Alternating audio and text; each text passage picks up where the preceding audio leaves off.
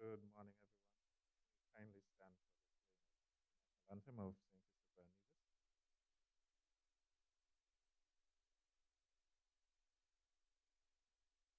O land of beauty, our country where peace abounds, thy children stand free on the strength of will and love, with good in all our schools, Saint Kitts and Nevis.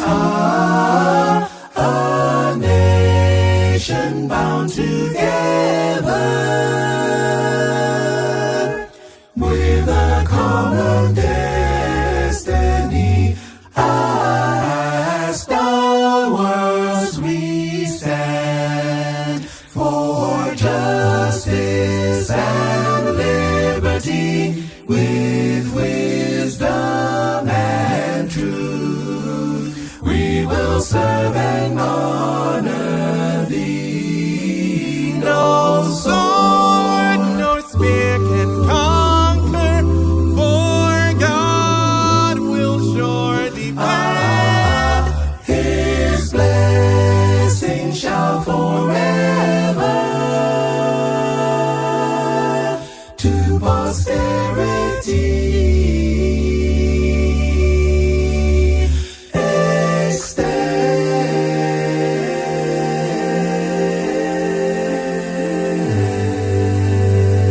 extend. Please remain standing for the invocation, which will be delivered by the President of Essence of Hope Breast Cancer Foundation, Ms. Pam Hendricks.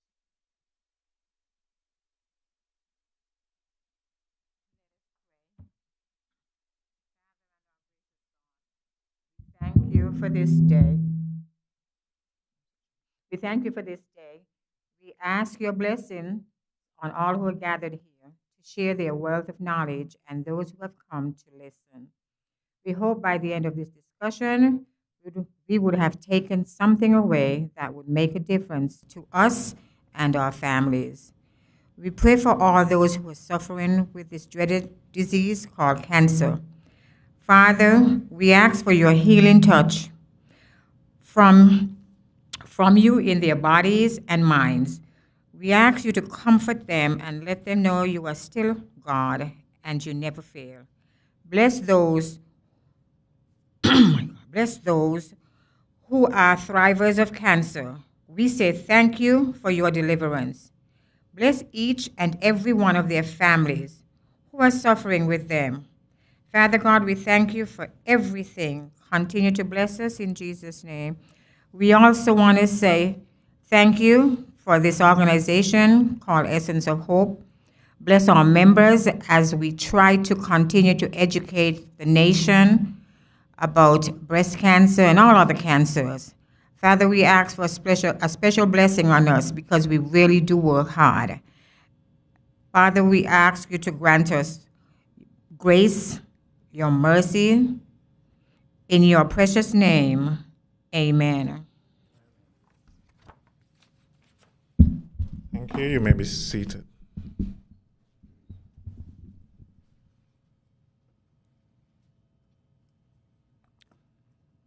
On behalf of the Essence of Hope Breast Cancer Foundation, I want to thank each and every one for taking a little bit of your Saturday time to join us. I'm sure you could have been doing something else, but your presence here really means a lot to us.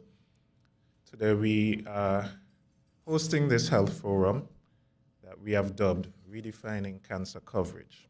My name is Marcus Nato. I am the PRO of Essence of Hope Breast Cancer Foundation.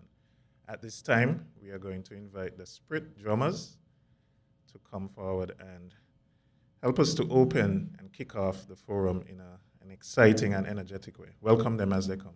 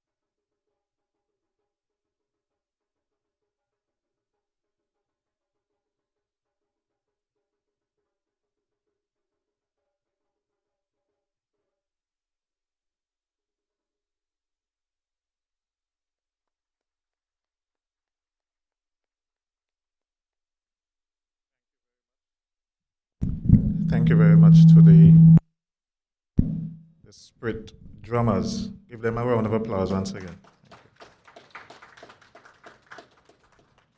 At this time, I will invite our Secretary for Essence of Hope, Ms. Marva Pinney, to bring welcome remarks. Please welcome Marva.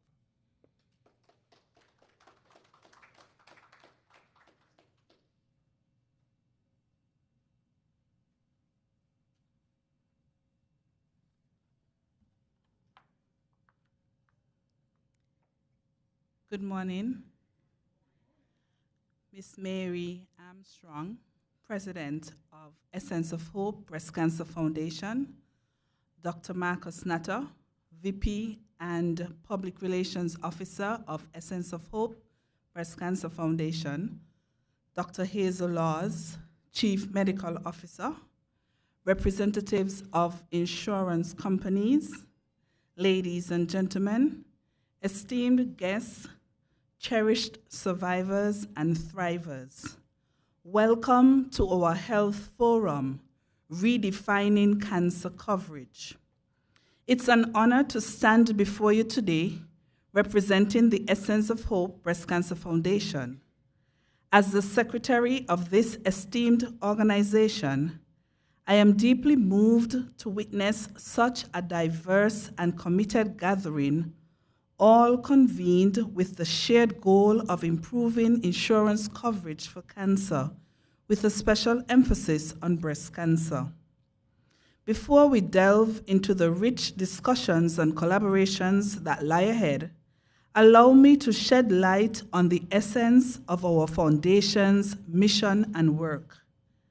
Established in 2009, the Essence of Hope Breast Cancer Foundation was born from a simple yet powerful vision to provide unwavering support, resources, and hope to those affected by breast cancer.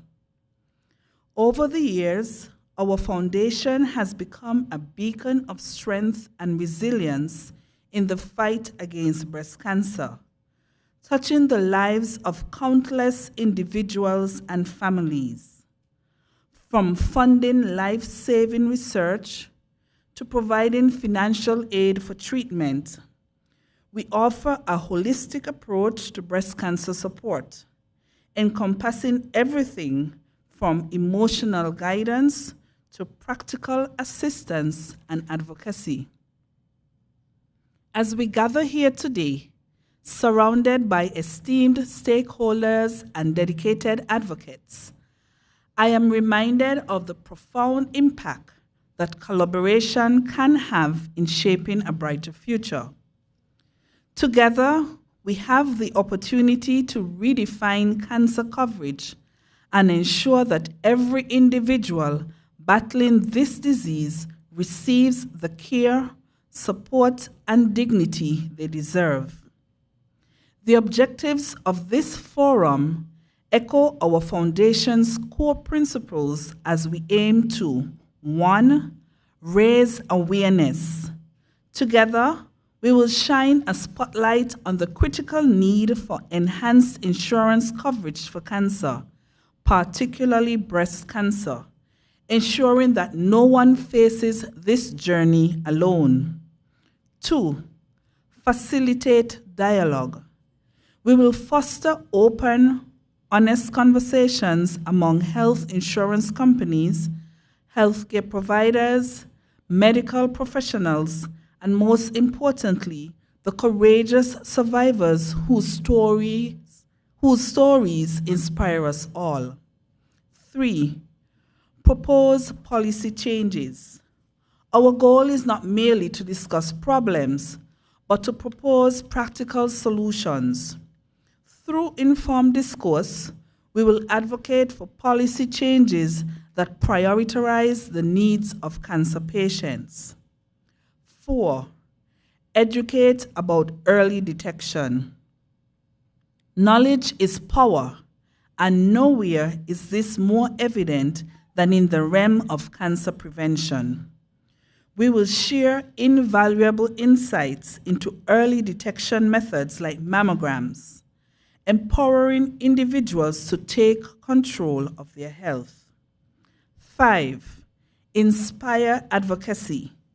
Today, we ignite the flames of advocacy and activism, galvanizing a movement dedicated to championing the rights of cancer patients and ensuring access to life-saving care for all. And 6, provide a platform for exchange. Lastly, this forum serves as a nexus for knowledge exchange and networking, where ideas are shared, connections are forged, and collaborations are born. Before I conclude, I extend my heartfelt gratitude to each and every one of you for your commitment to this vital cause. Your presence here today is a testament to the power of collective action and the enduring spirit of hope. In the spirit of partnership and progress, let us embark on this journey together, inspired by the courage and resilience of those affected by breast cancer. Together, let us redefine the narrative of cancer coverage and pave the way for a future where every individual can live free from the shadow of this devastating disease. We crave your indulgence and collaboration as we continue to save lives. Please feel welcome and thanks for being here. Thank you.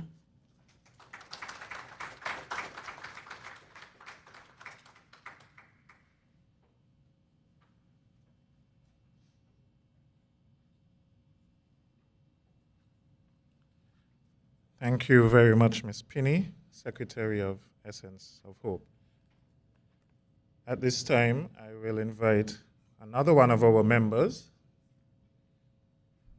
to come and introduce our keynote speaker for this forum, Dr. Hazel Laws, Chief Medical Officer. So at this time, I would invite Kimmy to come and introduce our keynote speaker.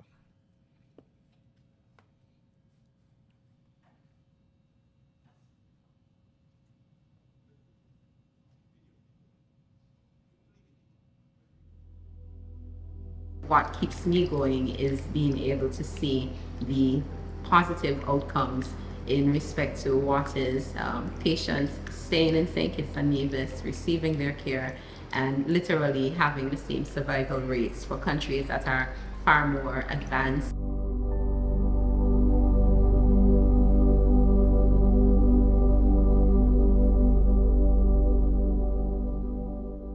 Dr. Marissa Grant-Tate, consultant medical oncologist in St. Kitts and Nevis, principally, with postgraduate study in radiation oncology, clinical research, and scientific communication.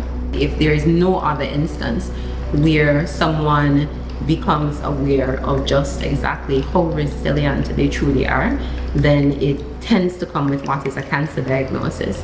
I believe that many people, thankfully not all, but many people, when they are facing the possibility of a cancer diagnosis, then they tend to shy away, try to delay it, and so then ultimately this tends to create more long-term concerns in terms of what would be the stage of the disease and so forth.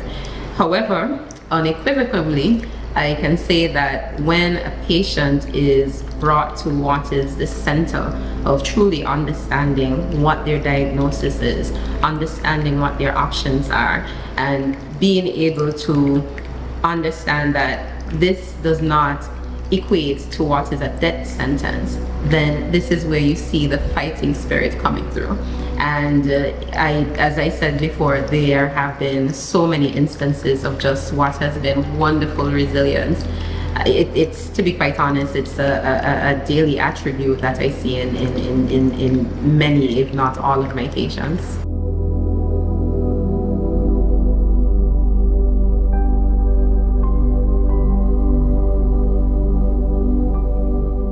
It's very important, and someone very dear to me once reminded me of a phrase, a quote by a famous American poet, and it always rings true to me, which is essentially to remind me that you cannot pour from an empty cup. And so then what that forces me to do is to essentially find my center on a daily basis rather. I try to provide what is the necessary and accurate information, yet at the same time I also am am such a lover of what is people in general that empathy comes to me quite naturally. I have quite a few people who know me from before I would have specialized in medicine or oncology more specifically, and they would have told me so many times over that this literally had to be for me, simply because of what is my ability to be able to empathize with others and essentially to be able to humanize people. And I think that is what is most important and what allows me to be able to find that balance in terms of providing what is the necessary medical care, yet at the same time being able to humanize them, which allows me to then be able to give the necessary support. And of course, finding what is my daily balance, my daily center, which usually comes in the form of what is some quiet time. Repair, it is absolutely necessary. So not only for patients, but also for myself.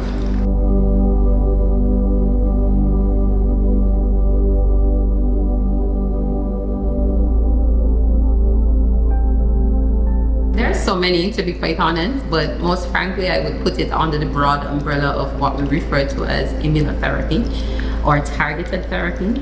And this allows us to be able to take advantage of what are the specific intricate details that allow the differences between one person's diagnosis with breast cancer and another. And so then this is also very important because very often, not so much now, thankfully, with what has been much education in terms of, you know, to the general public and so forth, but once ago, it was not at all uncommon to hear that, well, doc, I'm going to choose this option as opposed to the option that you are suggesting for me because I've known this person who had breast cancer and they opted not to do this treatment and they are still here 20, 30 years later. So I usually point out, well, apart from what are the specific differences that are, you know, existent within patient to patient with breast cancer, cancer in general, but even with the same breast cancer diagnosis, you'd be just amazed to know how many differences you can have between a patient and another in terms of the specific biological makeup of that cancer. And so then what happens is that the advent of immunotherapy or targeted therapy, it allows us to be able to specifically treat specific genes, block specific substances, and essentially be able to provide what is a much more wonderful result compared to if this person had in fact not done this form of treatment.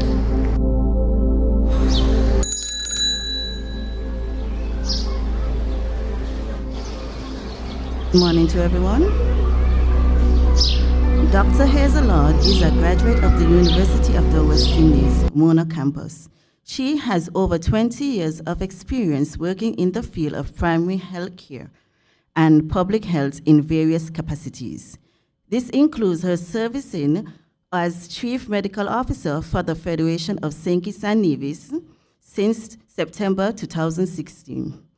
With formal training in public health, she successfully led the Federation in achieving validations for having eliminated mother-to-child transmission of HIV and syphilis by the World Health Organization, who in 2017 and the country has since maintained this validation status.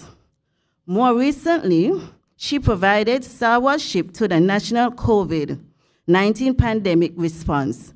Dr. Laws was also the recipient of the Companionship of Star of Merit Award for the National Service in a Crisis in May 2021. She is a proud mother of Gabriel, who is a young adult.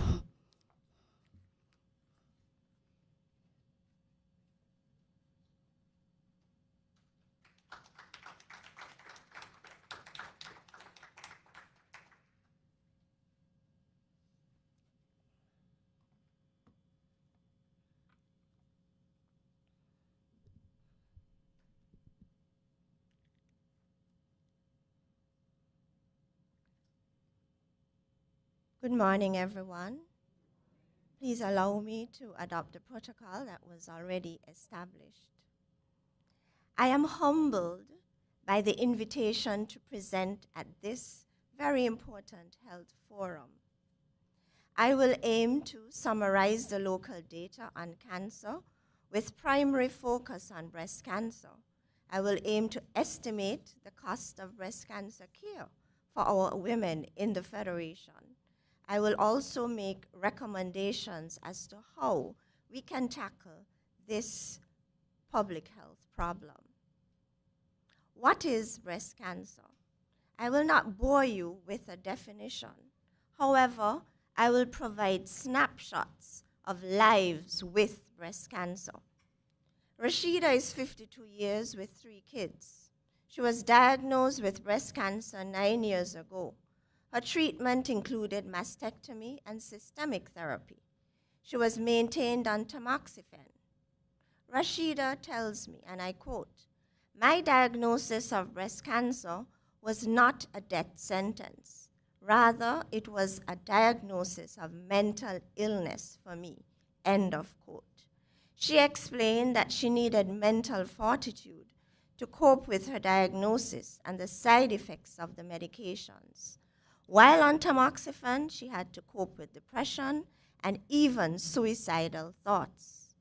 Rashida is now in remission and thriving. Suzanne is age 50. She was diagnosed 11 years ago. Her treatment included mastectomy and chemotherapy. In September of last year, she celebrated 10 years survival post-initial diagnosis, and all her test results were normal then. Fast forward to now, March 24. She is currently diagnosed with metastatic disease, with spread to her lungs and liver. Suzanne has been able to access the latest medications for her metastatic disease. She makes sure to keep her weekly luncheon appointments with her close friend and colleague who is a psychiatrist. She says to me that this is crucial for her survival. Suzanne is thriving. Cancer happens through a complex interaction of your genetic makeup and the world around us. Cancer arises from mutations or random genetic changes occurring in healthy cells acquired over time. Such mutations are triggered by genetic predispositions, lifestyle choices, use of medication like hormonal therapy for other medical conditions, and even exposure to radiation, pesticides, and hazardous domestic products through interactions with our environment, meaning the air we breathe, the water we drink, the soil we toil, and the food we eat. As these changes accumulate, mutated cells transform into cancerous growths. Please note, every cancer is as unique as the individual it affects. 2 persons may be diagnosed with the same type of cancer, but have only a fraction of shared mutations. Therefore, the lived experiences can be very different. So, what's happening in the world with respect to breast cancer, or cancer in general? Now, breast cancer is not just unique to St. Kitts and Nevis. It's an international or global problem. Breast cancer is ranked 2nd in the world in terms of the leading cause of cancer. It's second to lung cancer, and it is followed by colorectal cancer and prostate cancer. In the region, in the Caribbean region, breast cancer is also a problem. It is the 2nd leading cause of cancer in the Caribbean. Second, and it's second to prostate cancer.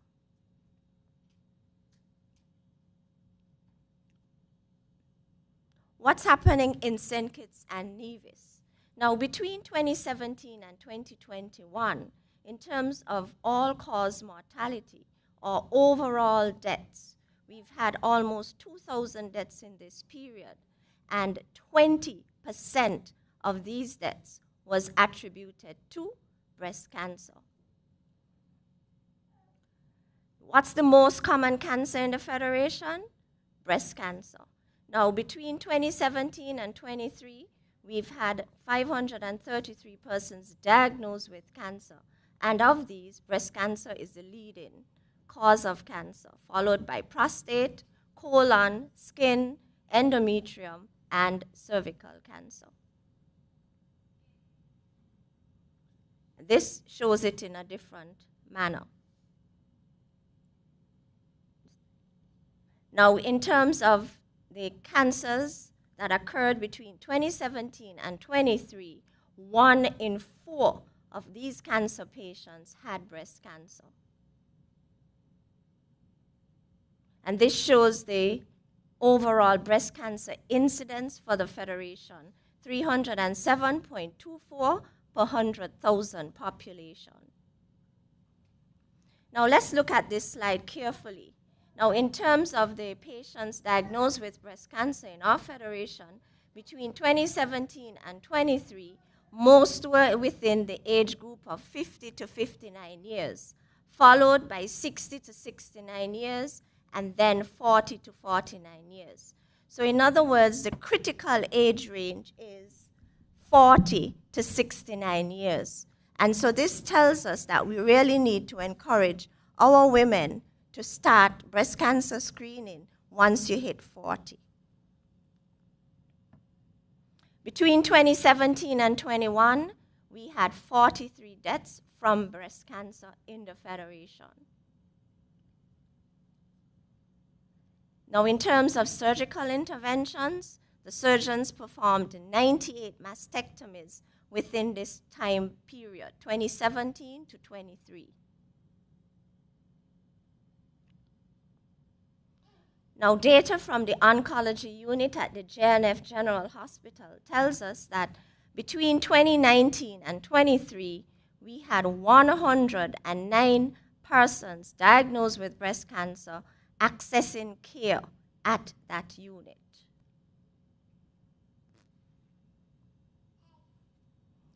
Based on this data, it is evident that breast cancer is a public health problem in the Federation.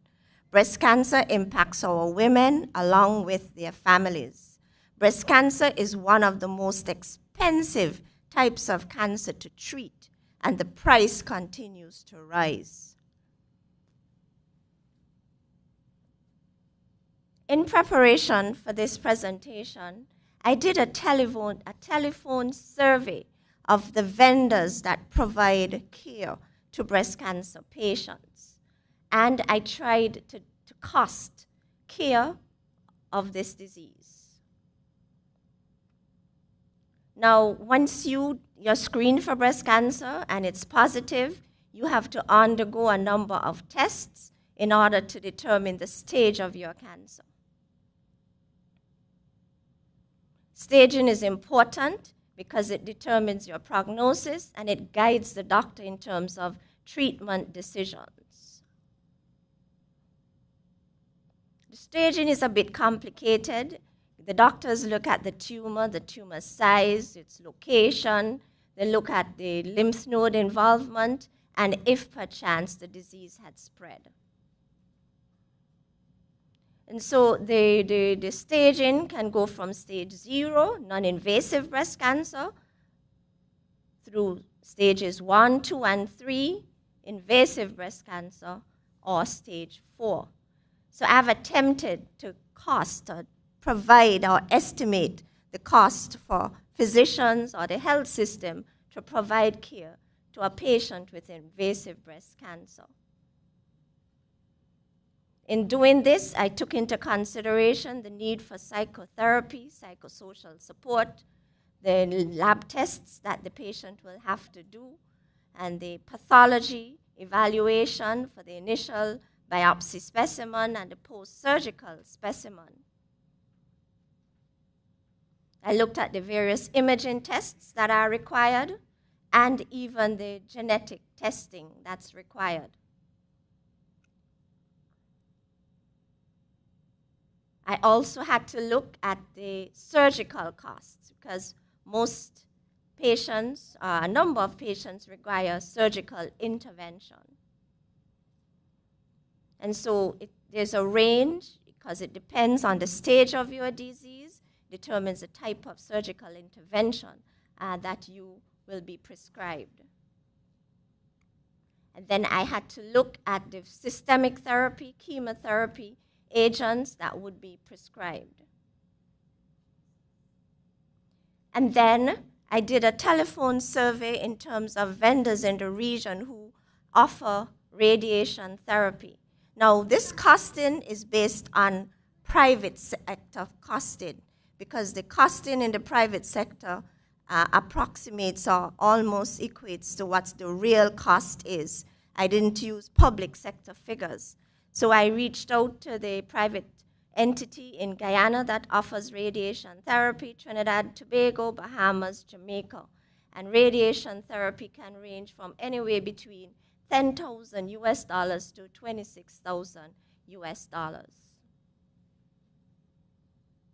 And so the estimated cost to treat invasive breast cancer in the Federation, taking into account that you'll have to travel overseas for radiation therapy, ranges between $190,000 XCD dollars to $375,000 XCD dollars. So this is just an estimate. So as you can see, breast cancer is a very expensive diagnosis. But we can combat this public health problem through prevention, scaling up screening, earlier detection, strengthening our treatment services, and improving access to care. The adage, prevention is better than cure, is very applicable as we discuss this topic. Cancer prevention and control depends on human behavior. The Ministry of Health needs to scale up its cancer prevention programs to educate the public and effect behavior change. Let's think about it. If breast cancer is so expensive, it's wise to invest in prevention. Prevention is the best approach in tackling this problem. So the Ministry of Health needs to do a better job in encouraging our citizens to, one, engage in physical activity and try to achieve the recommended minimum 150 minutes per week of aerobic exercise. Physical activity reduces the risk of breast, prostate, endometrial, kidney, and stomach cancers. We need to do a better job.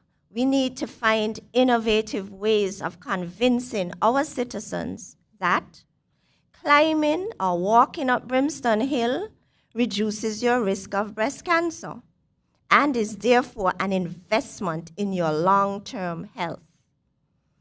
We need to convince our citizens to avoid red meat, avoid processed foods, avoid alcohol and sugary foods.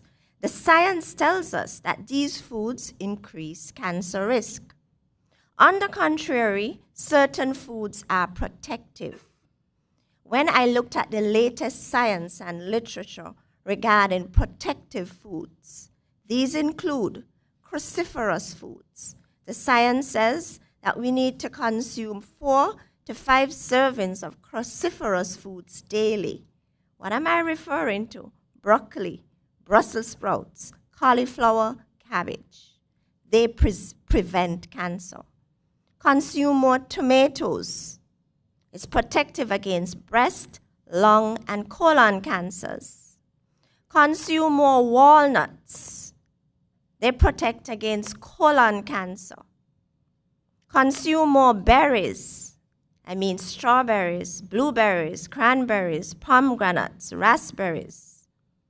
They decrease cancer risk. Consume more garlic. This also reduces your risk of colorectal cancer. And so this is based on the latest science. Researchers Lyndon Glasgow et al. In a Lancet article postulated that we need to forge regional partnerships to conduct research to inform targeted, risk-based cancer prevention and education programs. We also need to explore virtual cancer education programs to provide unlimited access to preventative education and thus encourage behavior change. We need to reach our people through their phones. Scientific studies have shown that frequent use of chemical straighteners that contain or emit formaldehyde increases one risk of developing uterine cancer. Other studies have linked straighteners, hair straighteners, and dyes to breast and ovarian cancer. It is no surprise that as of next month, April 2024, the United States Food and Drug Administration will ban the use of formaldehyde in all hair products in the USA. That's important to note. I must use this forum to promote the HPV vaccine.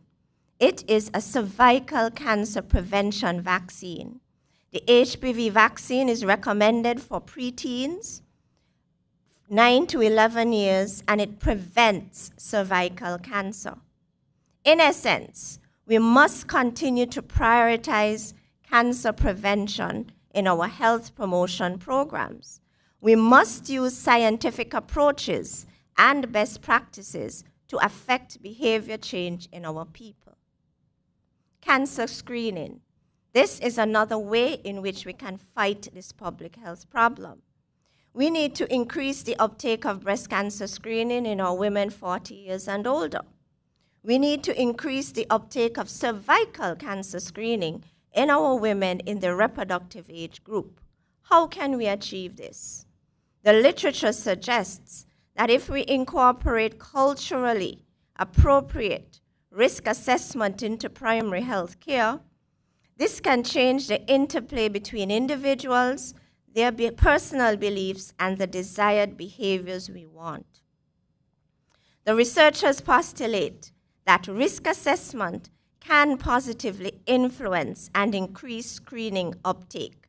So in other words, if you convince individuals about their risk of a particular cancer, chances are you'll get their attention in terms of screening and adopting the relevant lifestyle behaviors. The Ministry of Health is in the process of procuring a mammography machine to increase access to breast cancer screening in the public sector. The Ministry of Health also intends to collaborate with the Pan American Health Organization to introduce HPV testing and self-testing to screen for cervical cancer. In essence, we must be aggressive in scaling up cancer screening. Insufficient and late screening are major challenges that are contributing to the cancer morbidity and mortality rates in our federation. We need to awaken our patients' consciousness regarding their risk for these cancers. Let's look at treatment, cancer treatment. I want us to always remember that cancer is a time-sensitive disease, and all patients with a positive screening test must be quickly linked to treatment and care. There is a role for a nurse, cancer case manager, or cancer navigator or facilitator with the responsibility of helping the cancer patient navigate the cancer care continuum. Such an individual will help decrease the time between diagnosis and treatment. At the JNF General Hospital, we hope to formalize a multidisciplinary team approach to the management of breast cancer and other cancers. Such a team will comprise all the key clinical providers, along with a nurse playing the role of case manager. Such an approach will be advantageous for our patients. Studies show that countries with established cancer registries have greater success with cancer management programs. Therefore, we need to develop a national cancer registry. Initially, we can commence with a breast cancer registry. This will provide us timely data to inform appropriate breast cancer prevention and control interventions. We need to brainstorm novel ways to help our women access adequate breast cancer treatment and care. I would like to use this forum to ask the women who are present to take the time, use a microscope, and back-check your current health insurance coverage to ensure that it is adequate. Keep at the back of your mind the cost that I just shared. I advise you to read the fine print. In preparation for this presentation, I tried to do a survey of the products, the insurance products that are available to our women who are susceptible to breast cancer. I reached out to all the insurance companies, but I got formal responses from 2. And so this slide highlights the packages and the products that are currently available to our women who are susceptible to breast cancer. I implore the insurance companies that are represented here to ensure that you provide adequate coverage to our women and your clients overall. I must underscore that cancer is a time-sensitive disease, I said it already, and that insurance companies ought to respond and act quickly to claims and requests regarding cancer treatment and care. Currently, patients with metastatic disease can access care through clinical trials. I recommend that foundations such as this forge partnerships with regional and international organizations that can help our patients access essential care through clinical trials. I began by mentioning persons living with breast cancer. We are grateful that chemotherapy is available and accessible locally. The Ministry of Health endeavors to strengthen our oncology unit by exploring options for more affordable systemic drugs.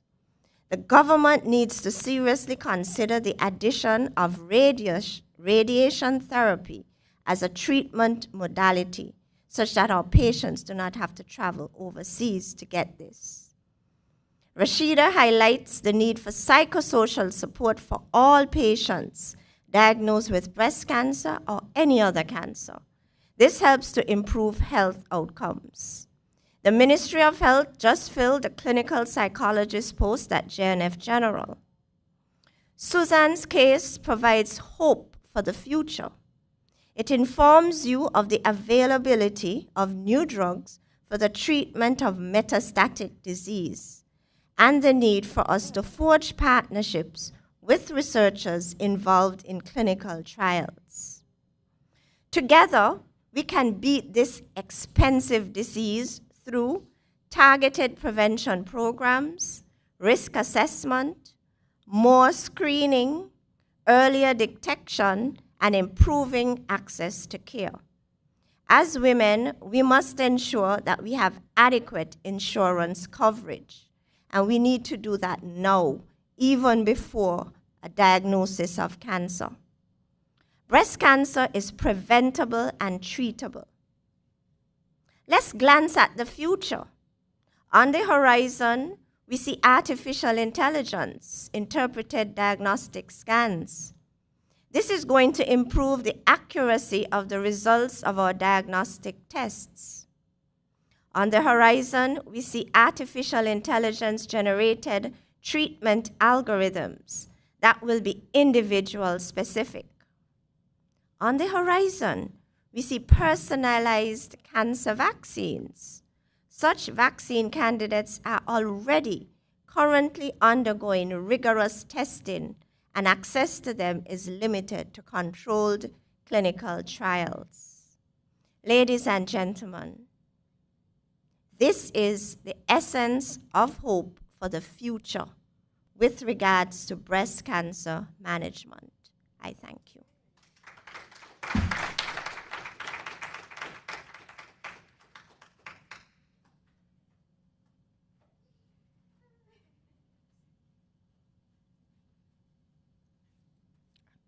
short alike, so this can stay. Dr. Laws, on behalf of Essence of Hope Breast Cancer Foundation, we thank you so much for all that knowledge. I was sitting there personally, and I was like, Dr. Laws is doing such a good job. Thank you. It's a lot of information. But when I looked at the dollar sign, I started getting uncomfortable. That's a lot of money. A lot of money. So once again, we thank you. We surely appreciate you. And on behalf of Essence, to you, there's a token from us. Thank you.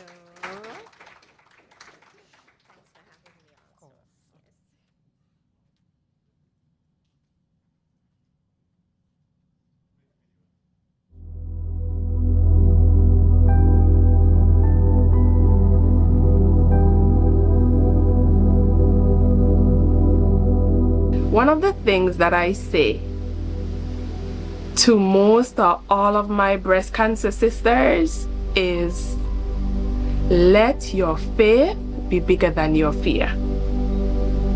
Let your faith be bigger than your fear.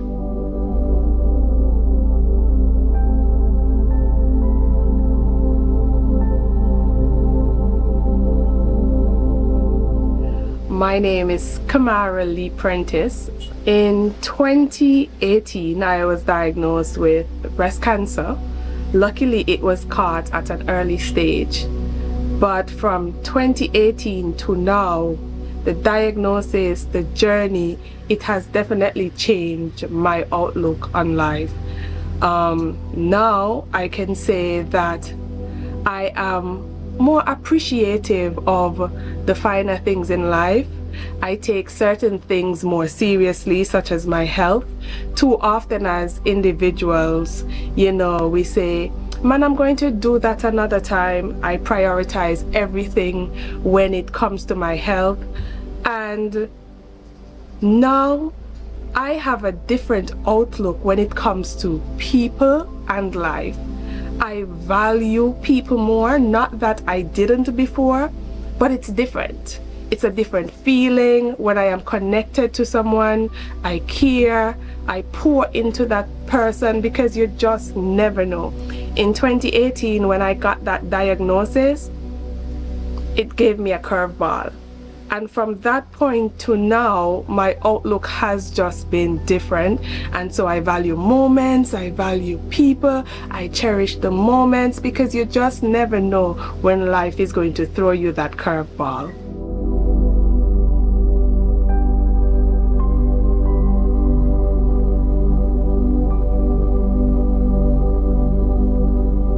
Navigating life after a breast cancer diagnosis, treatment, or any form of major diagnosis is certainly not easy. It's like a relationship that you have to own and live with for the rest of your life. There are little things that will pop up here and again, but your mindset is very, very important. So for instance, a diagnosis, a cancer diagnosis or a breast cancer diagnosis doesn't have to be a death sentence. Acknowledging what it is, being proactive in getting treatment can have a major impact on your outlook and how you go forward. So having a positive mindset, I am going to get through it. Affirmations, I am going to beat this.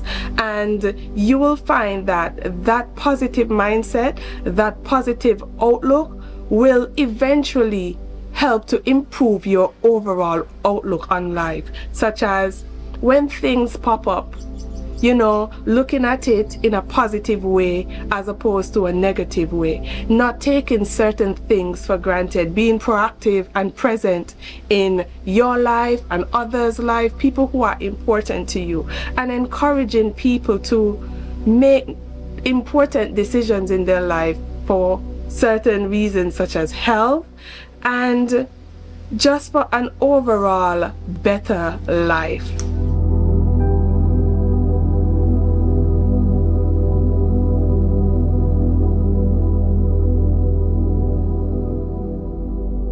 I can think of many instances. But if I am to choose one, it will be at the end of my journey, after completing all of my chemotherapy treatments and going over all my scans and blood work and so on, and to hear, Kamara, you are cancer-free. Now, for me, that signaled that persistence, being proactive, having a positive outlook, having hope, faith, trust in God is very important when you're facing any crisis. And so that one moment that I'm going to choose in this instance was at the end when I heard those words. For me, it said to me that I did not fight in vain. It was important for me to push and push harder. And I'm not going to stand here today and pretend as though the journey was easy, because it was not. I am human and I had several low moments. There are times when I didn't want to get up out of my bed, but I remained committed to the fight.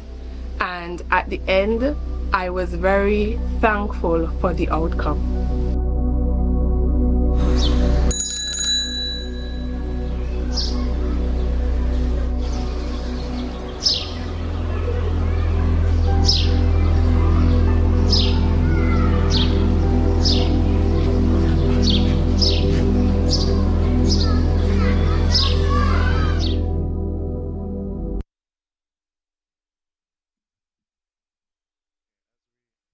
As we move along, we will get into our first dialogue, which is entitled The Road to Prevention, Early Detection and Education. So I'll invite our panelists to come forward.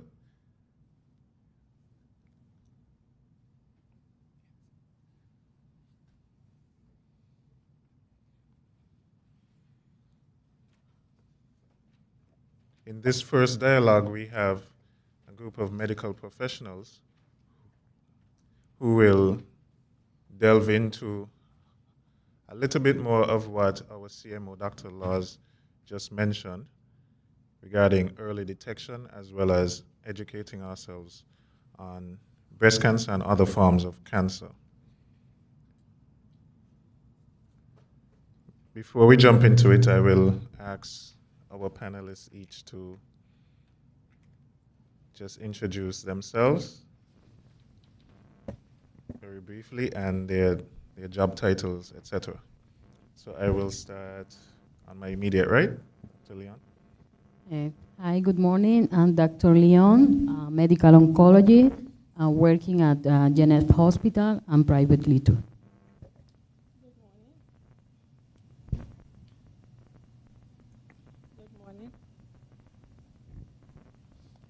Good morning. My name is Valencia Owens. I'm the assistant nurse manager from the oncology unit.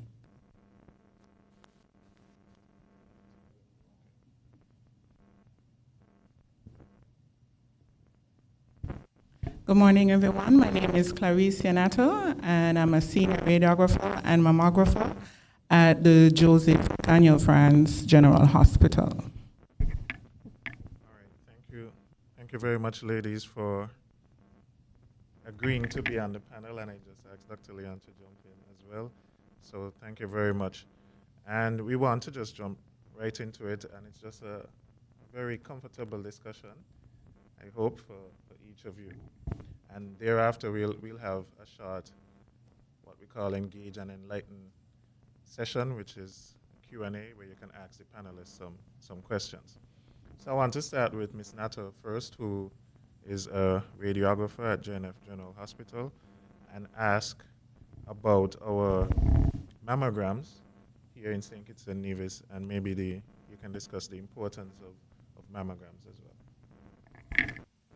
Okay, so presently at JNF, we do have a digital unit. Digital radiography is where we don't use the film at all. We don't use any cassettes. It's basically the machine is hooked up to a computer. So as soon as we take your image, it shows up. right? So it's pretty quick, pretty efficient. However, we're not fully up and running with it. In the private sector, there are 2 offices, one at the Science Complex, Dr. Mark Hodge. He also offers digital mammography. And there's Dr. Clark down at Radiology Diagnostic Center. She's located downstairs of the Antioch Baptist Church in Limekiln. She offers computed radiography in terms of the mammograms. Mammograms are essentially the first tool for diagnosis. Now, there are 3 types of mammograms that you can have. You have your baseline mammogram, which is the mammogram you do at the age of 40. It's your very first mammogram, or it's the first mammogram that you do post-surgery. Then you have what we call our screening mammograms, which are what you will do annually or every 2 years, 3 years, depending on which facility you may go to. And thirdly, we have our diagnostic mammogram. Now, these mammograms are mammograms that can be done at any age. Once you have a symptom, you have a lump, there's a discharge from the nipple, with consultation with your GP, your general doctor, and the radiologist, we will do what we call a diagnostic mammogram. So any female can have a diagnostic mammogram done. Okay, now the procedure is pretty painless. I try to make my patients feel as comfortable as I can, and I try to be very quick because I have breasts. I don't want anybody squeezing my breasts. And we have to compress the breast because we get a better picture, and we also reduce your dose, the radiation dose. If the breast is not compressed properly, the machines sometimes they don't give you an exposure, or the pictures do not come out clearly, and we don't want to miss anything when it comes on to the breast. Now, typically, with a mammogram, we have 4 views. Once you have both breasts, we have 4 views. Because of how the body is, it's 3-dimensional, and when we look at an image, it's only 2-dimensional. We have to take 2 views, basically at right angles to each other. Now, when we do these views, we have to pull on your breast, because the muscles that are behind the breast are very important. The muscles that run along the arm, the tail of the pence, which is right here, they are also very important. Now, I forgot about our men. I see 1 gentleman here and 2 at the back. But men, we also will do a mammogram for you if there is a symptom. But we find that with men, an ultrasound will typically work best because they don't have enough breast tissue to place under the machine. But we have had men in St. Kitts that had breast cancer. And so men, you also have to be vigilant with yourselves as well. Thank you very much, Ms. Natta. Yes, we, at Essence of Hope, we have actually given assistance and support to men who have contracted breast cancer. So we understand that it is not just a female-only disease. Dr. Leon, if you may, what are you typically seeing in terms of the diagnoses now here in St. Kitts-Nevis in terms of the age range of women, and piggybacking on the mammograms? Are you finding that these women have had mammograms, or they have never had any sort of mammogram screening? Well, it's really important to know that we have a lot of women that are diagnosed before the 40 years. That is when we really starting doing a screening for patients. Here we have a population where younger women, the youngest women that I have with breast cancer was a 29 years old patient, that usually we don't do any kind of screening at that age. So that is the reason that we encourage people to go and do a screening. They have to go and do follow-up. It's important not only to start with ultrasound and mammogram. It's important the cell examination for patients. You have to start to do it so when you have the age of 20. So you can do your own examination in case that you found in the breast that you have a lump, any discoloration in the skin, different shape breast, nipple discharge that are the most common symptoms in this disease. We advise patients to go and check with the doctor. They will be the one to do like the screening that you will need eventually, such as, for example, ultrasound is better for younger people. Why? Because they have a lot of mammary tissue, and we can catch something better than the mammogram. And mammogram will be better for persons that are elders. We have to say that people that have more than 50 years also increase the risk for get the mammogram. Last year in October, I did a free screening for patients in my office, and I was surprised because many people show up for the screening, but mostly of them, they don't have any serious condition. That means that still people are afraid. The real cancer is in the community. They don't want to go and seek for attention, and we still have a lot of women to come to see us late. It's sad to see that we have a lot of persons diagnosed in stage 3 and 4 still. And we have to know that when the patient come in that stages, it's really hard to cure the disease, right? What we can do is control the disease. We can do palliative care for patients, but eventually the patient will die for the disease. So we have to continue pushing to go do a screening, go see a doctor. I always tell the patient at least one per year to go and do examination with a physician in order to catch anything sooner.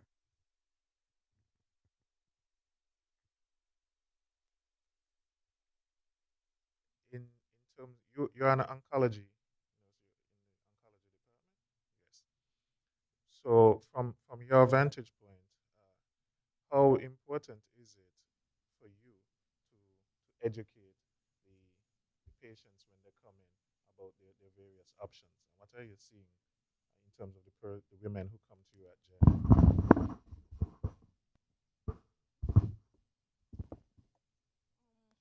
For me, when the patient comes for treatment at the unit, they are scared about the treatment itself. They are scared about what they are supposed to eat, what they are supposed to do, how they are to deal with the families, community. Some of them are even scared that they don't want anyone to know that they have cancer.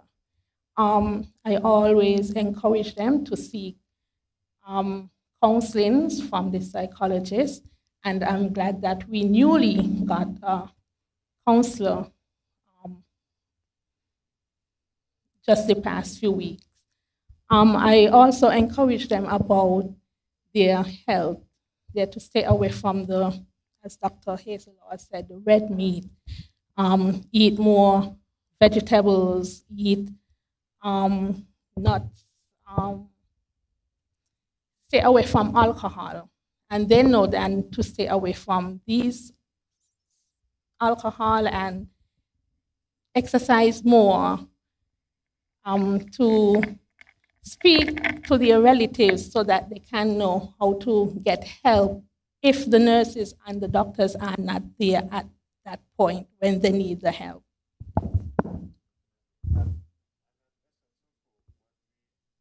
Do outside of giving just financial assistance and so on, we also try to educate, as this forum is attempting to do, and educate women. And we find, strangely enough, we have a free mammogram program that many women don't take up unless it's a little too late, you know. And so we want to encourage women. Typically, it's men who don't like to go to the doctor, so it's very strange. But something about mammograms, I don't know if it's the past myths about how the experience was, or even that it used to be said that you could get breast cancer from doing a mammogram. So I think we are demystifying a lot of those myths, but I still think they're still there. So we get a lot of women who who come to us for support after they feel a lump that is a huge lump, and that means a lot of time has probably passed. And as Dr. Leon said, then it's a little harder to try to cure the cancer. So we want to encourage women to go out there and get their regular screenings as possible. But Dr. Leon, you mentioned that we are seeing younger women where, you know, a mammogram, as Ms. Nata said, is typically done from the age of 40. So does that mean we have to lower the age when we encourage women to do mammograms? Well, that is an important question. Here in the Federation, we have a subtype of cancer that is the triple negative, that is a really aggressive type of cancer that most of the time occur in younger people. So my advice is we have to know about the family history of the patient, and based on that, we will start in doing screening for patients at early age. If we have any relatives, could be the mother, auntie, anyone in the family who had a past medical history of breast cancer, that patients will need to do a screening early. All right, definitely. So in terms of our communities here in St. Kitts-Nevis, we're pretty small, and we have health centers in most villages, or you know, in close proximity to villages.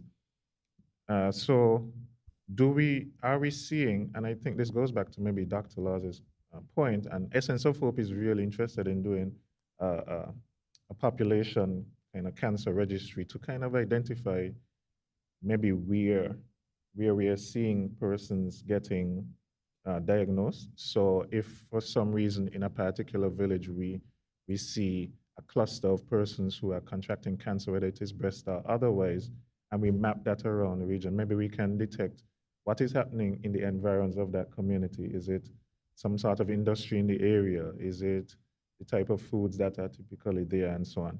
So I'm wondering from your end, in terms of nurse and Dr. Leon, either of you can maybe jump in on this. Are you doing anything outside of JNF in terms of going into the communities in the rural areas or in the other health clinics to give any education in terms of cancer? Well, I must have to say that the only program that we follow is in the month of October, when we go to different job centers and we do a screening for patients. But more than that, I think that we have to push more. We have to get more to the community. We have to, even if we have a lot of information right now, because the people have access for a lot of information in the radio, for doctors, there are doing several screening also, but mostly for prostate cancer and other type of cancer. But we can do more, or we can do more. Well, this is my first year in the oncology unit. So this year, it's not breast cancer, we are doing teaching in the colorectal cancer. It is celebrated in March, but due to circumstances, we are going to be doing lectures in April.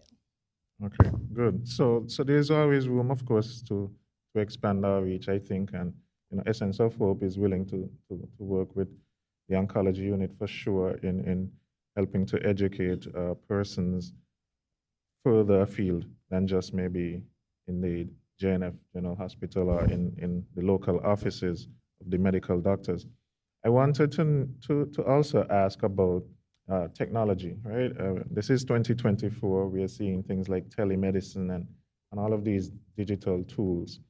I'm wondering if there are any plans, and maybe I'll ask Ms. Nata if from their end in the radiology unit at JNF, how are you guys planning to maybe leverage technology in terms of not just the actual physical exams or digital exams that you may do, but also in terms of reaching persons to educate them? Okay. In Dr. Laws's presentation, she mentioned something about AI, and AI means artificial intelligence. About a little bit 4 years ago, World Radiography Day was centered around artificial intelligence. This year, there was a study that was completed in the UK, and there's a company called Chiron, and they developed an AI tool that was used to detect some of the smallest lesions on mammograms. So what the AI tool does is that it was built over 6 years. So this is not something that was done overnight. It uploaded millions and millions of mammogram images, okay? And it programmed it so that it can read anything that comes up that looks like a cancer, that looks like a cyst, that looks suspicious. So they took about 10,889 women and did a study. And what they found was that most of the patients were cancer-free. It flagged all of the patients who had symptoms, and it picked up 11 that the doctors had missed. So during this study, the radiologists also participated. So it was basically the radiologist versus the AI tool. So the AI tool picked up 11 that were missed. In the 11, there was a woman who her lesion was about 6 millimeters. That's very small. That's not even a centimeter. And with that detection, she was able to do her surgery, and she only did 5 days of radiotherapy. 5 days. Study has shown that lesions that are less than 15 millimeters, you have a 90% survival rate. So imagine what an AI tool can do for millions of women, right? So we're talking about things that are less than a grain of sand. But in that woman's case, in the UK, she would have come back in 3 years later for her routine mammogram. So imagine how much that lesion would have grown over time. So we're seeing that AI is gonna be introduced. It's a work in progress. It's gonna be an expensive venture, but once the images go in, keep updating the AI tools, I'm sure that over time, they're gonna break it down so we can get the software, log in, upload it, but we'll still have our radiologists. But it reduces the human error. Because when you're sitting down looking at over 100 images in a day, you can be tired, then your phone rings and you get hungry and you miss something. It's not because you're not competent, but it's just that there's so many things happening around you. So not sure if we'll get to that stage here in St. Kitts, but slowly but surely we are getting there. As I said, we do have a digital unit, and the digital unit allows us to change the contrast, right? So we can zoom in, zoom out, magnify, go into greater detail, fine-tune things. So that is already a plus for us. And as I said, Dr. Hodge, he also has a digital unit. So if you don't want to come to the public sector, there's also someone in the private sector. We also employed another radiologist last year. So we have 3 on island. So the work will be shared around. So we'll have people taking their time, being able to look at the images. So in terms of technology, that's where radiology is heading. In terms of lab technology, I know that there's something called liquid biopsy. It's not actually a biopsy, but it's a blood test. And what they do is that there are two protein cells that they take from the original cancer. So this is for women who have already been diagnosed. The test is used to see if we can reduce the chances of the cancer coming back, all right? So what it does is that when you have a cancer and it's spread, you'll have the DNA breaking off and spreading through the bloodstream, right? This is called circulating tumor DNA. So the test is gonna take that, see which gene is connected to it, and then based on what gene is connected to it, they can pick the specific drug to use to target that cancer, right? So it's going towards the treatment. So we see technology, laboratory technology and radiology technology is moving towards trying to reduce the risk of the spread of cancer and also to pick it up in its early stages. with one of my patients that we send in the biopsy overseas to Miami, and thanks to that, we can target the tumor with a specific treatment we don't have in the federation. And right now is a lung cancer patient. He is a survivor. He have been cancer. And he's not cancer free, but he have stable disease so far, and he has been like that for 2 years. So it's something that we can do, but one more time, the financial aspect of it is important because the test costs 3,000 US, only the test. So, and that kind of biopsy is only done right now for patients who already have diagnosis for cancer. All right, thank you very much for that. Now, in my former life in grad school, I did a lot of work with radiation detection and measurement, and so that formed my studies. So I'm really interested in radiation therapy in particular. I am really thankful that we got chemotherapy in country now.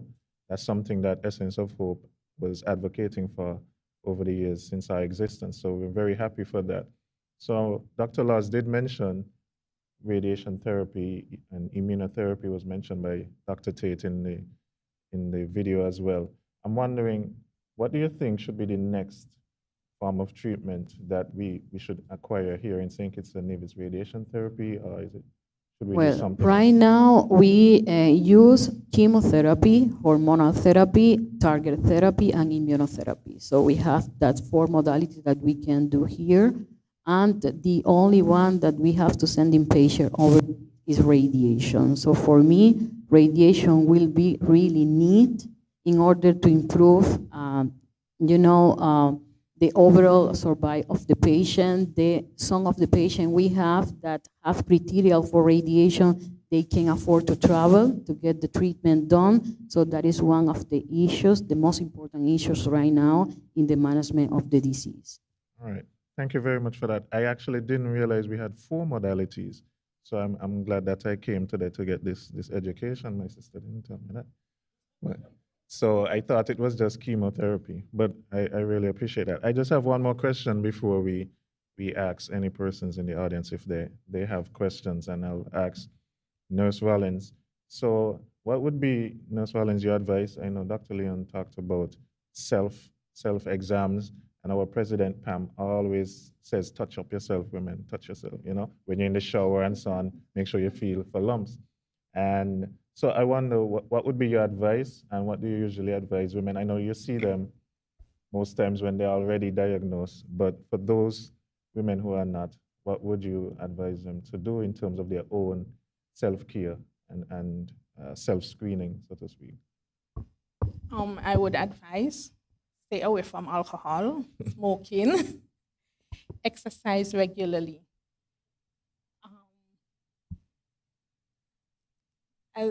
Still the self-examination, continuous check. Ensure that you do your yearly physical examination. Go to the doctor. Stop being afraid to say I have to go to exam, but I have to work. Stop making excuses to do these things, because as you see, cancer is here. We don't want it, but it's here. So we have to be efficient, love ourselves enough to be able to say, I'm going to the doctor today to get my examination done. Work is always there. If anything happens to you, you're going to be replaced regardless. So take care of yourself. That is my advice to all of us. Thank you very much. I couldn't say it better myself. So now, before I allow the panelists to leave, just if there are any questions for them, you feel free to ask at this time.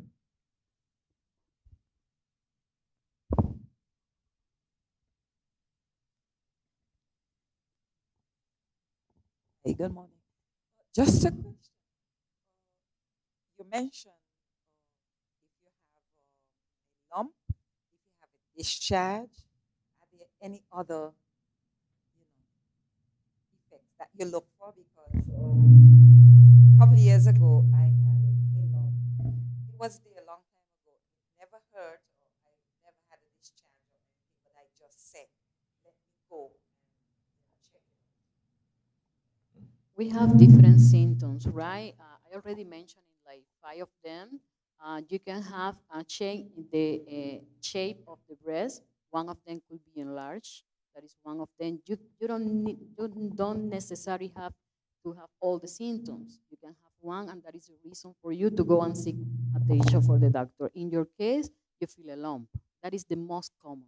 And most of the time, the patient will be able to catch the lump for themselves. That is the reason we push patients to do the self-examination. Most of the time when the patients seek for medical assistance is because they already know that something is wrong in the breast, right? One of the other symptoms that could happen is change in the coloration in the skin, right? You can have dimples in the skin, you can have red coloration, dark coloration, the breast could be swollen, that is other one. We have also one subtype of cancer that is weird, that is only in the 4% of the patient, that is the inflammatory subtype of cancer, when the breast look like inflate, really big, huge, is red, swollen. Most of the time the patient think that they have infection in the breast and is an advanced state of the cancer. We also can have discharge for the nipple. That is also one of the symptoms you can have, but the lump is the most common presentation for breast cancer. I'm just going to piggyback on what she said. As a mammographer, we always encourage our patients to do the self-breast examination, and I found that over time, women think that a self-breast examination is just touching their breasts. But we also encourage you to look at your breasts, because not everything can be felt. That's one of the reasons we want you to do a mammogram. Things are very small, you can't see them. Doctor mentioned some of the things to you. So you look at your nipples, right? If they're sunken, if they're discolored, looking crusty, flaky, you can have a growing vein as well. What she mentioned with inflammatory breast disease is what we call pur de orange. You can have your breast looking like how an orange skin looks. It has little holes in it, and it has that smoothness looking like the rind of an orange. So there are many things. So when you do your breast examination, some of us have big breasts, and even those of us who have small breasts, we can't see under our breasts. So you also have to move your arms. You can't just look in the mirror, and you can't look down and see everything as well. So you stand in the mirror, you put your hands up, you look. Put your hands on your hips, lean forward, you look, right? And you also put your hands over your nipples, lift them up, and you look under your breasts. So that is the self-breast examination. And we encourage you to do that once a month. Usually you do it 7 to 10 days after your period. Or if you don't have a period, you choose a day in the month. I usually tell patients the first day of the month and the last day of the month. It's easier for you to remember those days. You do your breast check. And you do your clinical breast examination checks with your doctor or your nurse at your health center once a year. Thank you. I have a question from someone online who asked, is BRCA genetic testing available here in St. Kitts-Nevis? It's not available right now. Usually we send in samples overseas to get testing. She referred to BRCA1 and BRCA2 gene mutations. And maybe just for us, you can explain what BRCA genetic testing is and what that does. Well, that is one of the genetical mutations that could happen in patients. Usually, the patients who carry this mutation, they are in risk to have breast cancer, ovarian cancer, and colon cancer. So it's really important. Also, this gene is linked to prostate cancer in men. When we have this test positive, the most important is for us to choose the treatment plan for patients. The treatment that that patient will need is olaparib, that is not available in this federation. So that is an important mutation, and maybe we can work forward to get that done here. I know that they was trying to implementing the testing, the immunohistochemistry test here by Jeffer Lab, but it still is in progress. So mostly of our patient, we need to send in sample overseas. The costing for that is around 500 US. All right, thank you very much. Questions?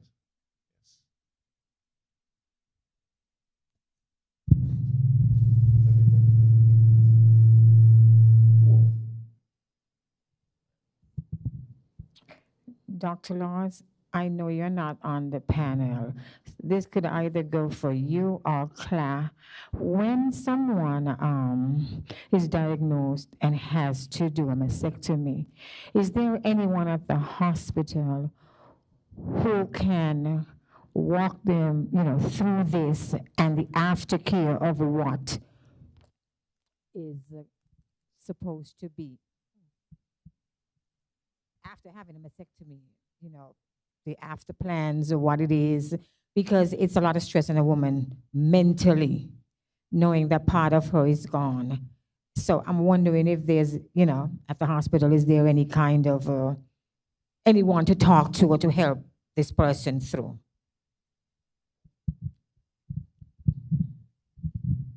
Okay, so as I said in my presentation, there is the clinical psychologist post at the hospital. It has been vacant for a few months and it was just filled. So we now have a clinical psychologist who can be called upon to whom such a patient should be referred. Because as I said before, psychosocial therapy and support is critical for improved outcomes for persons with this diagnosis. And again, your question also underscores the need for a multidisciplinary approach to the management of such persons. So in other words, the surgeon will have his or her input, but the radiologist, the oncologist, all the key health providers should be seated at a table to discuss my care if I'm the patient. And so the patient will be the center of everybody's attention and all the aspects that the individual needs to look out, for will be addressed. So it's not just one doctor's responsibility, but the team's responsibility. And again, in my presentation, I mentioned that if we were to have like a case manager or a cancer navigator or facilitator, that person also could play such a role to help the woman who just lost her breast, to help her to navigate that space in terms of how do I move forward having lost my breast. And so that's a post that I'm going to be advocating for going forward, a case manager or a cancer facilitator that would make it so much easier for our cancer patients. So probably the next budget cycle, I'm going to try and advocate for that. Well, about that question, we have currently 4 patients receiving counseling at the hospital. We know that eventually everyone with this diagnosis will need a counseling because this affecting psychological, physically, emotional, so much to the patients and also to the relatives, because this is a long-term disease. It's not that you're gonna have this disease only for 2 years, 3 years. This is for the rest of your life. And mostly of our patients, they struggling to face the diagnosis. We have right now 3 patients, 2 of them really young, 36 years old with depression. They see the patient usually 1 per month, but we need to do more. We need to do more for these women, for all of them, because some of the patients, they hiding, they feeling, they don't express themselves. We don't even know that they have depression. So it's important to tell your doctor how you're feeling, what are your fears, and we can do coordination for patients, do referral to get the proper assessment of the patient. And also the psychologist comes into play also because some of them, they are scared of the chemotherapy because someone they knew had chemotherapy, they've been through these symptoms, they're wondering if they're going to get these symptoms, if they're going to feel the same how that person feels. It doesn't mean, if you have cancer, it doesn't mean that I'm going to get the same symptoms that you have. Everybody is different. We're diagnosed with the same cancer, but we are all different in makeup. So they also need counseling sessions for that. Okay. Some of them reach to the point that they want to stop the treatment. Sorry, Pam, yes, they do offer counseling to the patients right after, meaning post-op, before they're discharged. Usually they're visited by someone from the psychology unit, but I don't think there is continuous counseling or treatment from psychology unless they realize, as doctor said, the patient tells you they feel like they're depressed or whatever. So I think maybe that's where the gap is, having continuous counseling, because when you go home, you're home by yourself, nobody is really calling you until you go to your next doctor's visit. So that is where the gap needs to be filled. Sorry. Thank you, and good morning, everyone. My name is Dr. Glenville Lai, but I'm from Nevis. So I took a day off to enjoy the other half of the Federation, and I like the name of your NGO, the Essence of Hope.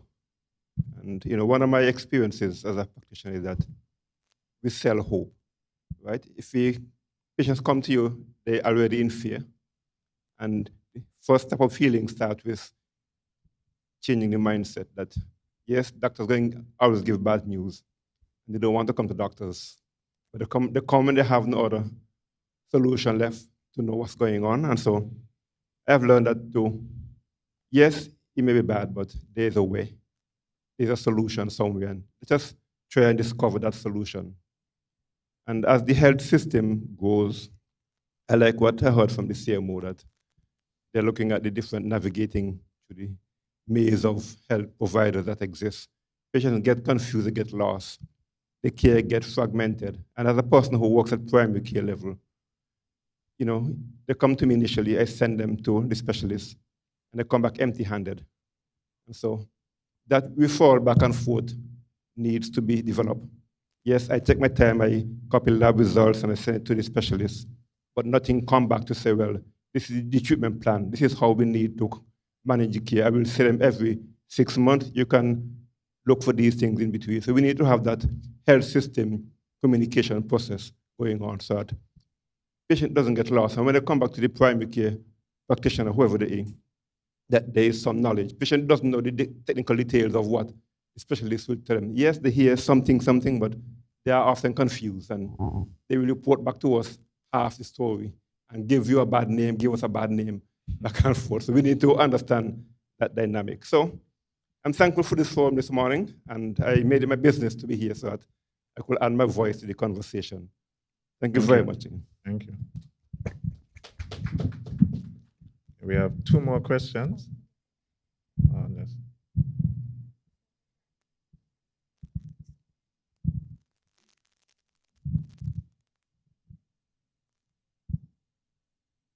Good afternoon. It's not really a question, but my name is Brenda Clark, aka Sister B. The 3rd of next month is going to make me a 15-year breast cancer survivor. And sitting here and listening to the different information given this morning is so different to when I was diagnosed. Because we didn't have these. As a matter of fact, when you talk about counseling, you had to go to Nevis by Pink Lily in Nevis and spend, I think it was 2 weeks over there to get counseling, from her, because we didn't have that at the time. In my time, I the one that found my lump. And when a matter of fact, I was in Antigua on vacation and I felt it. And I decided I come home because at the time you didn't hear about breast cancer like now. The only person I could remember talking about breast cancer was Ann Liebert. So then the thought came to me, and then I say, I want to go home. But when I went to the airport, they told me I had to pay 100 US in order to change my flight. I said, okay, I had another week, so I'll stay. And when I came home, I went to the doctor, and I went for a mammogram. But when I went for the mammogram didn't pick up the lump. But I was feeling the lump.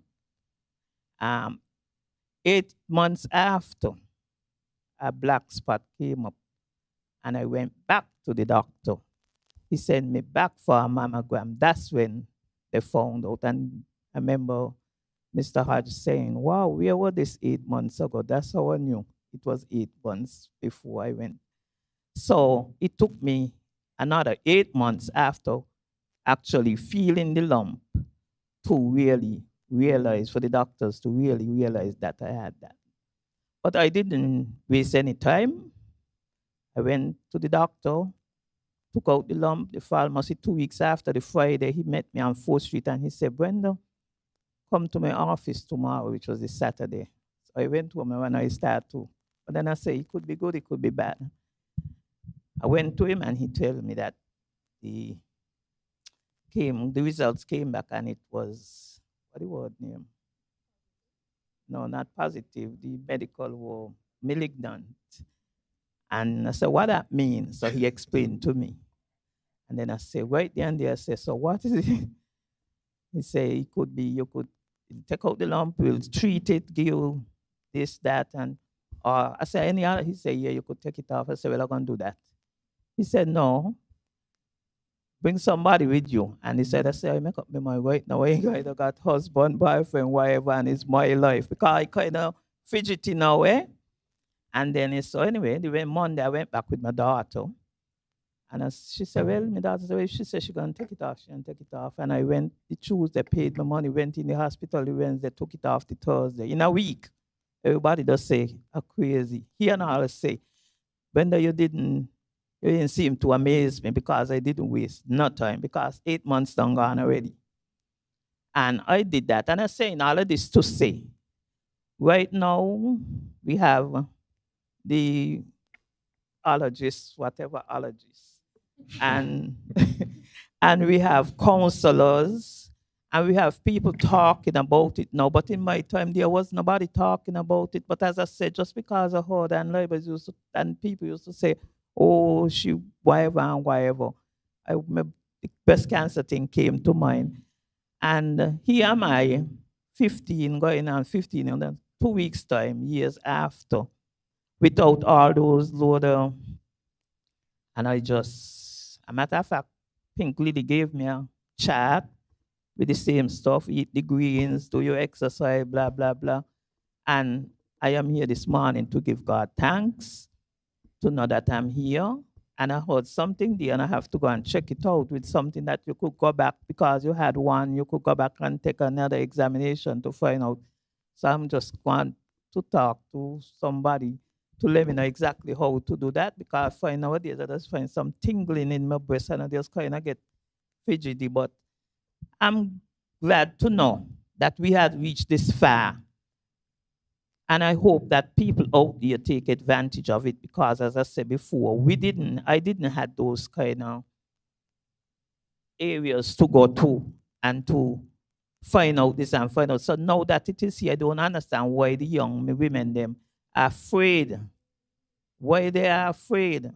We're saying that the government have to go out and tell them, but the young ladies themselves have to be responsible for themselves, and they're hearing about breast and breast cancer.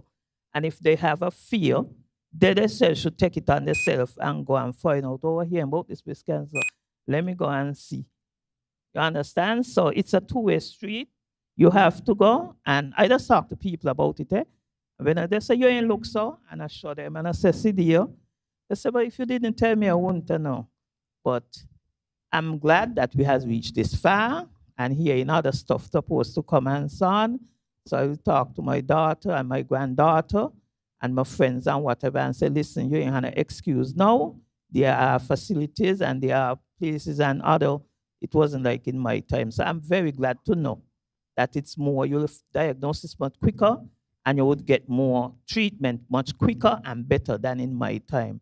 And if I could have survived up to 15 years without these kind of things, I think they should really come forward and take advantage of these areas where they can go and see about themselves.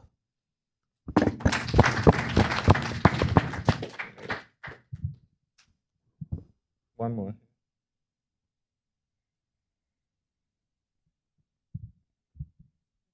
Good afternoon, everybody. Good afternoon. I just wanted to ask about, I think it's fibrocystic breast, something like that they call it. So what is the recommendation for persons who would have that, they have lumps in their breast? Is it that they have to do more frequent screening instead of an annual screening? What's the advice? So the fibrocystic disease is a benign condition in the breast, usually happen in younger patients, and is a hormonal condition. Most of the time, the patient cure after the menopause, and the goal treatment for the disease is surgery. If you have any lump in the breast, that have to be removed by surgery. All right, you must have to do follow-up with ultrasound is what we advise. We also do recommendation for treatment with vitamins and so you have to go and see any doctor. You can go and book an appointment and we will tell you what to do. But it's not cancer. Evening primrose oil too. That helps with fibrocystic breast. Castor oil.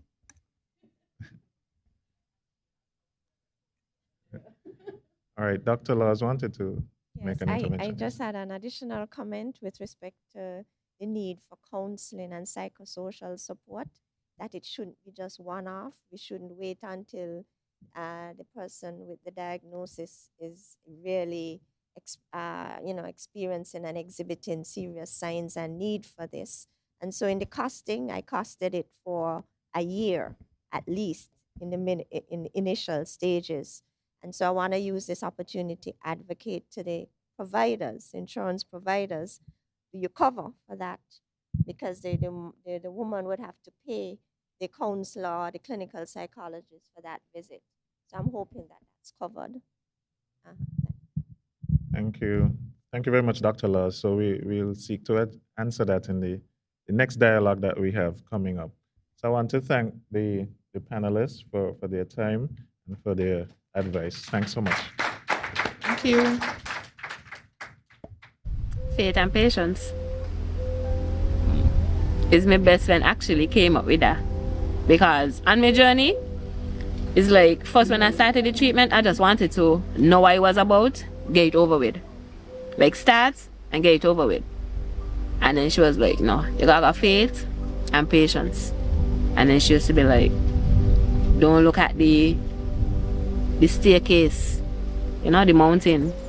One step at a time, you're gonna get to the top.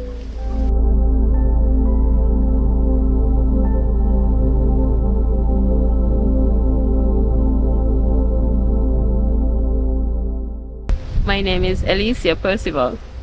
To be honest, my best friend, Devon Thomas. She was really, really there in terms of going for treatment, doctor visits. Actually, when I found out first about it, she went doctor with me. When I found the lump, went by the doctor to get examination, and then she referred me to Dr. Woodley, and then she was there, got my results. She was there holding my hand. After that, to Tate, she was there.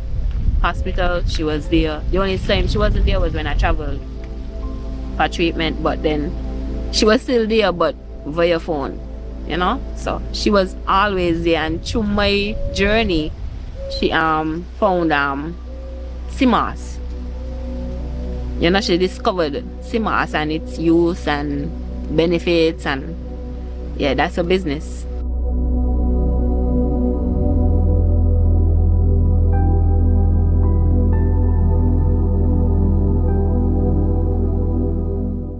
Currently, I'm doing a treatment, so once I had no tough days. But before, it was like a family. You know, I was like, you got to go through this. You know, you got to get through this because of them. And my son. Most and foremost, my son. You know, because he ain't took it lightly. So I know I had to push. Push for myself and them. Because they wasn't ready for that. It was tough. Real tough. Mentally, physically, emotionally. Real tough.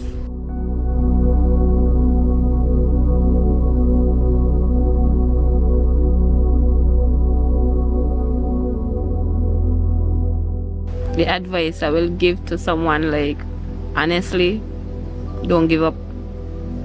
Keep fighting. There is hope. Once you set your mind mentally and accept what it is you have to deal with, you could overcome it, along with support. Once you got the right support system, you'll be fine and do what you know you're supposed to do. My sister, she's a Christian, the eldest one. The second one don't go to church, but the first one, she's a Christian, and you know, she pushed me to go church. You gotta find your faith. You gotta put your faith in God. Cause like, as small as a seed, yeah, that I found faith, strength, courage, all of that along my journey. You find strength because you never know. You know, you learn to fight and push. You know, because then you gotta motivate yourself. Like, you could do this. You could get through this. You know, you gotta be your own support system at first. First and foremost, be your own support system. Cheer on yourself. Be your own cheerleader. And then, anybody else coming along, that's even better.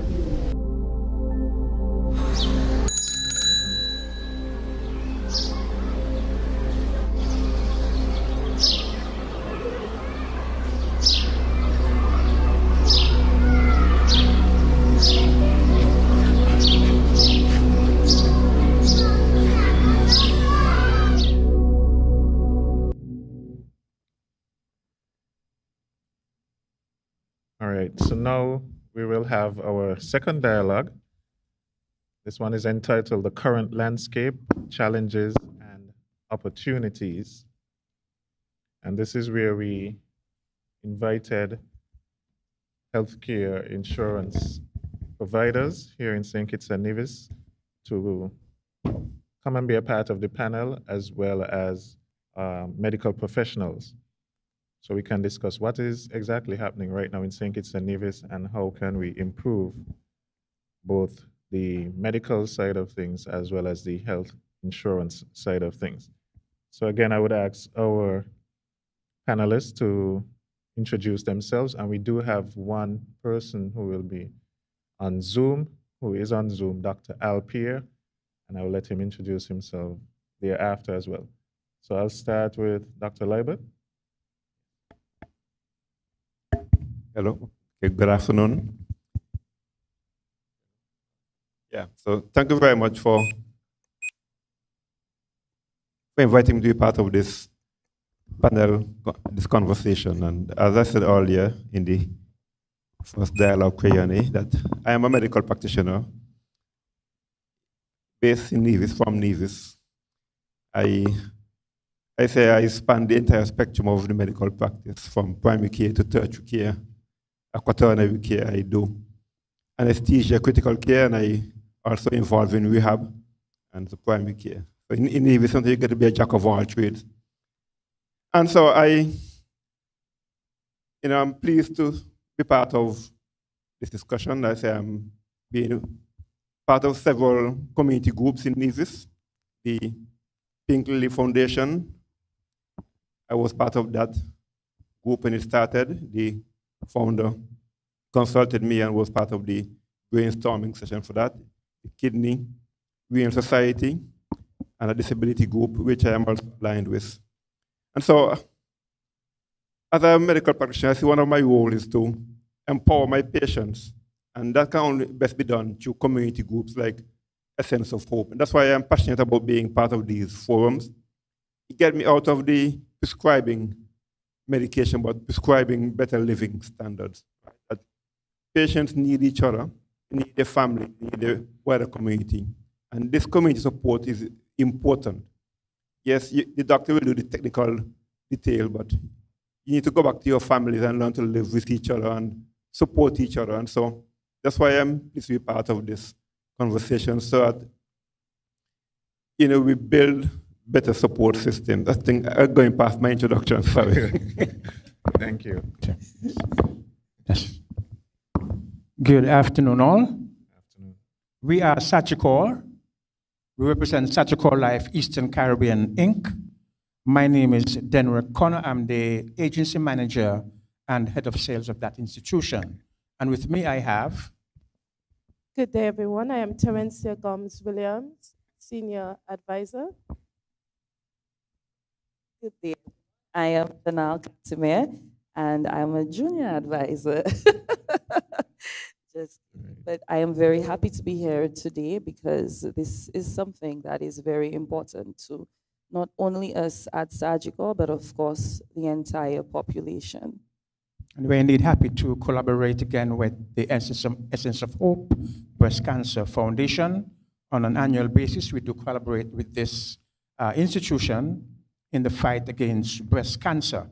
And we have committed to continuously supporting this effort here in the Federation of St. Kitts-Nevis. You see, our corporate vision is to be a great company committed to improving the lives of the people in the communities in which we operate.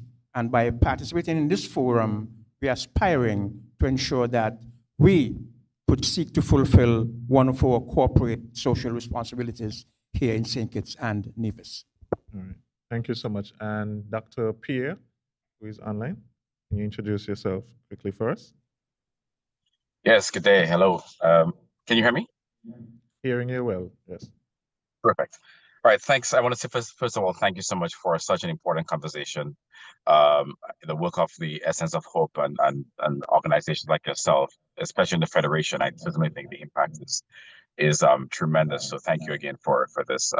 I'm Dr. Al Pierre. I've been in the practice of medicine for a little over 2 decades now. I've throughout the Caribbean as well in the United States. I'm now the director of health services at Ross University, but I also worked at JNF Hospital, and I'm also the vice president of the St. Kitts-Nevis Medical and Dental Association. I think, like everybody else, there's two sides of this. I think we, as practitioners, have that interaction or relationship with cancer or cancer patients, but also as well in our personal lives.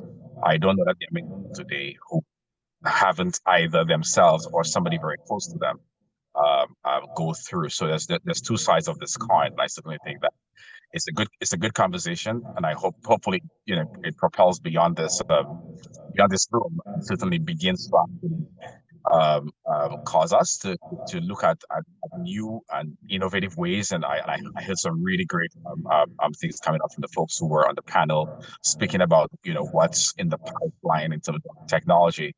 So I think it's for a very good conversation, and hopefully something good comes out of it. So thank you. Thank you very much, Dr. Pierre. So we'll jump right in, and I wanted to maybe start off in this way. When I think I mentioned earlier that Essence of Hope, we have a free mammogram program. Now, whenever persons write to us and request that, and we ask them to fill out a form, we have a little area there that says, do you have medical insurance, for example? And 99.9% of the time, they do not. They do not have health insurance. And in our conversations with many persons, their companies that they work for offer some sort of healthcare package, but they have opted for whatever reason, maybe financial or otherwise, not to jump into that. And it is only when they are diagnosed that they then seek to get some sort of health insurance coverage. So for maybe I'll start with Mr. Connor. What are you seeing? Are you seeing that those sort of things in your field where persons come like when they already have what I guess you call a pre-existing condition or something is ailing them? And how are you as Sagicor trying to maybe reverse that sort of trend? Right, thanks for that question. I will start by saying that the institution of life and health insurance is not a charitable organization. Persons will turn to an institution like Essence of Hope when they would have already been diagnosed with cancer or any other, well, cancer in particular, for assistance, financial assistance. With Sagicor, we provide that opportunity for healthy persons prior to them knowing that they have a condition, that they can take that calculated decision to transfer the risk of financial loss to Sagicor by buying into medical insurance, so that when they are diagnosed with a debilitating condition, they know their finances will be very well taken care of. And we do find persons coming to us seeking to get insurance for cancer and other conditions after they have been diagnosed, but that is too late. We cover you during the time when you are free of these diseases, so that in the event, just in case you are diagnosed, your financial situation will not, the finances that you will need can be made readily available by Sagicor. And you would have heard the good doc indicate the expenses that people can go through if they are diagnosed with these conditions. Terence, you want to add something?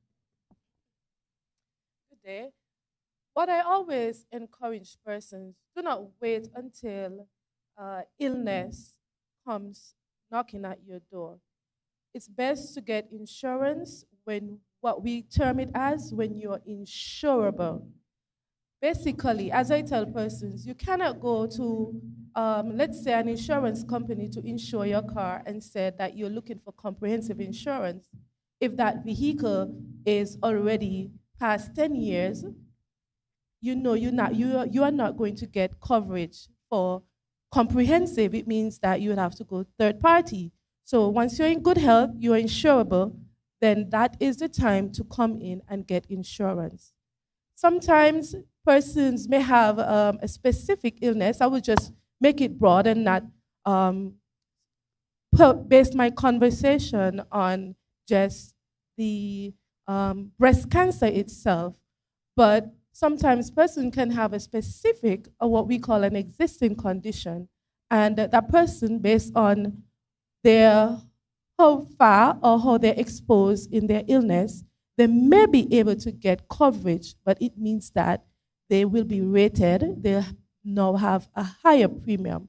Whereas you may only pay, let's say, $100, by now a person where they will be rated, they may pay $500. That's a vast difference. So as long as you're in good health, you're insurable, that's the best time to get insurance.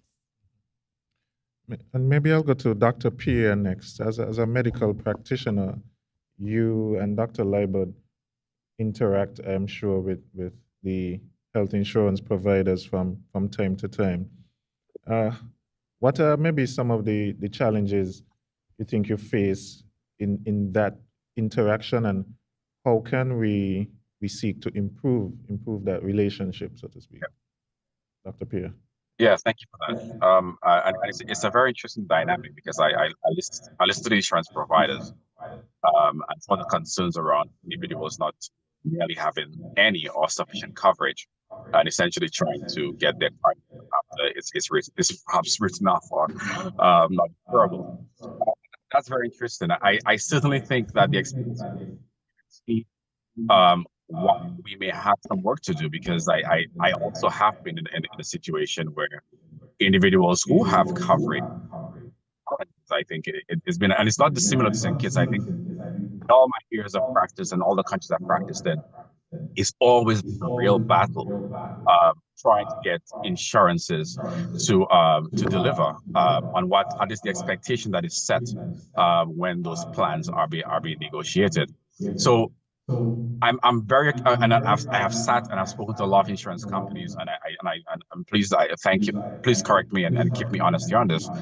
But I also recognize the challenge that they face. Very small risk pools, right, in the market in which they operate, but also the cost of providing care for the individuals in those pools. So as you look at the risk pools and you have a number of individuals who are already carrying some type of disease, it becomes a very difficult thing for insurance to actually meet the cost. And I think Dr. Law spoke to the cost of the average cancer patient, but it can rise to significant figures above 20,000 US dollars, or sometimes even above a million, depending on the type of cancer and the type of treatment that it requires. So I certainly think, again, I'm not here. I think we have to have a very open and honest conversation as to why patients are not inclined. But many patients, when you speak to them about why they haven't taken insurance, it's really not about for them a necessary evil. A lot of them feel that it's almost as if you bought an umbrella, and then when it rains, you're really not sure if you can or how you should use it, and that becomes very difficult for an individual with cancer. Where one of the things that has been, I think, that has been cardinal in terms of what everything has been spoken about is the time sensitivity around it, the time sensitivity and the mental health concerns in terms of just walking into a doctor's office and getting a lump diagnosed and getting the mammogram and getting that and walking out of that office not knowing where to turn. And I've been there, and in terms of people who I know personally outside of my sphere of medicine. And then the next thing, before you can start fighting the disease, you're fighting with the insurance companies, and that I think is a challenge. And I'm not sure what the solution is. I can be prescriptive about that, but I certainly think that there's a case to be made as to why patients are reluctant. And I think there is some work that we all have to do to ensure that we revisit those plans. And I think we can speak again. I don't want to hog the mic too much, but I certainly think there's a way for us to have that discussion that we can find some middle ground. All right, thanks, Dr. Pierre, and I'm hoping that this forum forms the impetus for those further discussions that you're speaking about. Dr. Leibert, I don't know if you wanted to mention anything on that in terms of what Dr. Pierre said with the reluctance of persons to sign up for insurance. Well, certainly, as a patient advocate, because providing a service, yes, you have to help the patient to seek healthy behaviors, and you encourage them to become active in educating themselves about learning their condition. But part of the healthcare dynamics, the healthcare economics, is the financial management side of things. And putting aside something for the rainy day concept needs to be, instituted, either by will or by force.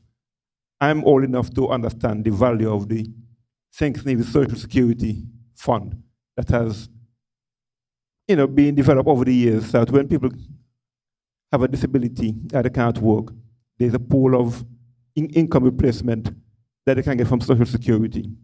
And the concept way back then was that people were making good money in the middle life.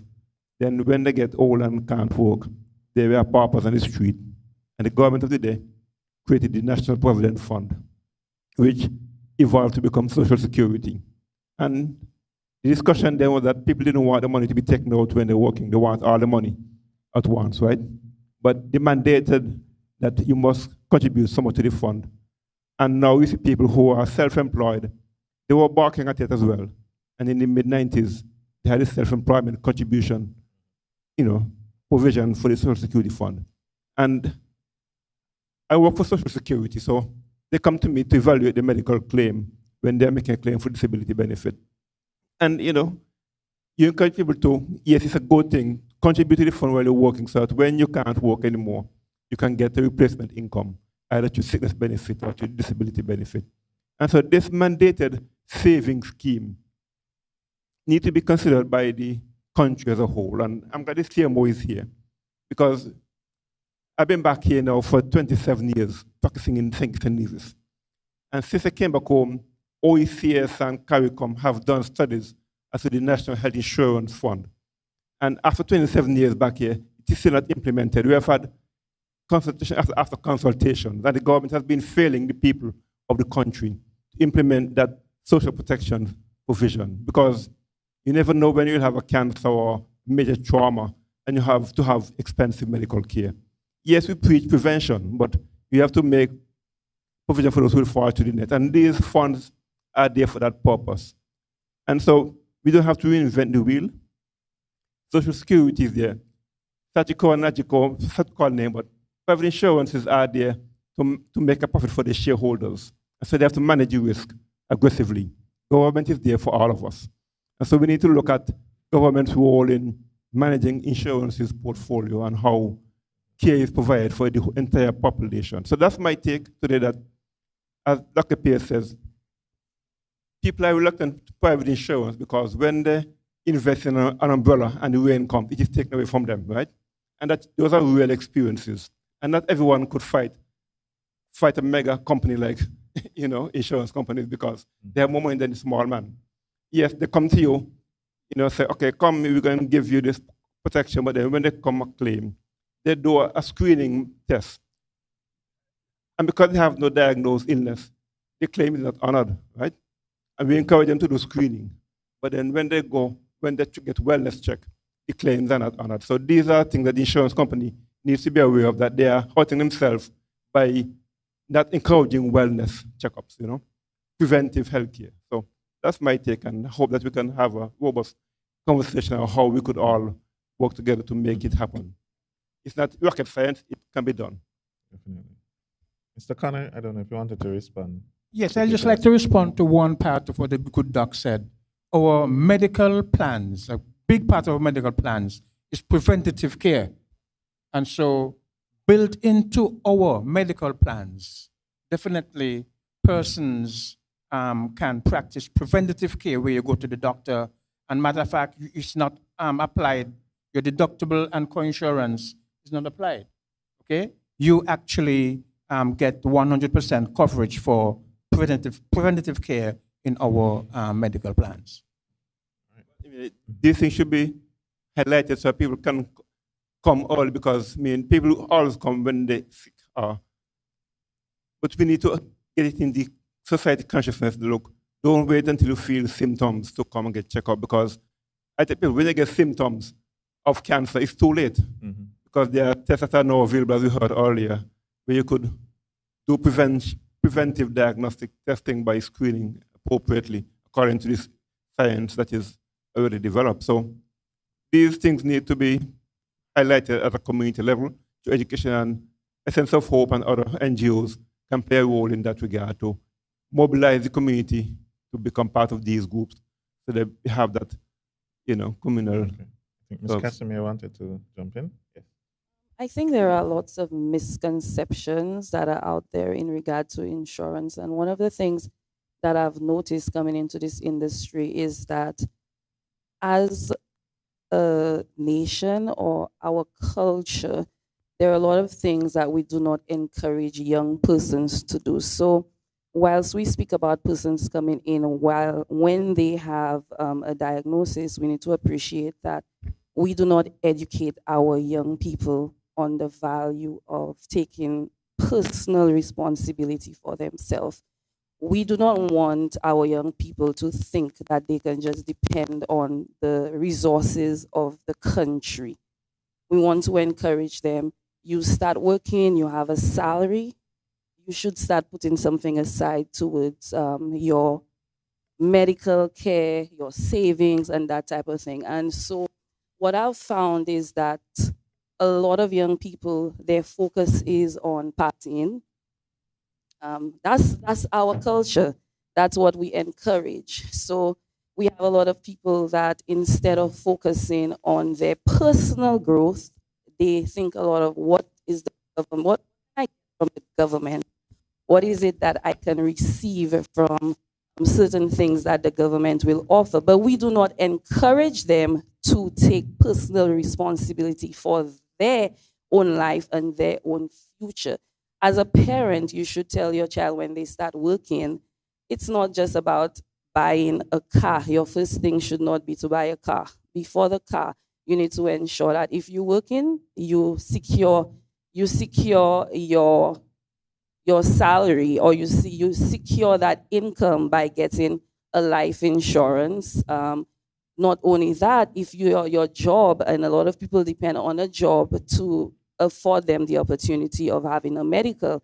If you're working, you want to make sure that some of that money is going towards a medical. So I think a lot of the problems that we have starts from schools. It starts from us as parents, because we do not educate our children properly. We do not educate ourselves as well, because we listen to a lot of things that other people say. A lot of people, when they tell you why they don't want medical insurance, it's not because of a personal experience. It's from something that they have heard from another person. If you ask them what their experience has been, did that happen to you? No, it didn't happen to you. That never happened to you, but you heard that other person tell you. Did anybody share what medical insurance how they would have benefited from it? A lot of times we don't hear the stories about benefiting, but we always hear the negative things. So I think that as a society, we really need to change that perception, and we need to educate ourselves properly how things work. So as the doctor said, yes, the insurance company should explain certain things to person, but we have a personal responsibility as well. If you're going into an insurance company, you want to sign up for a medical, you need to find out what it is that you're actually paying for. As an advisor, I will explain everything to you, but if you don't understand something, you have the responsibility to ask a question.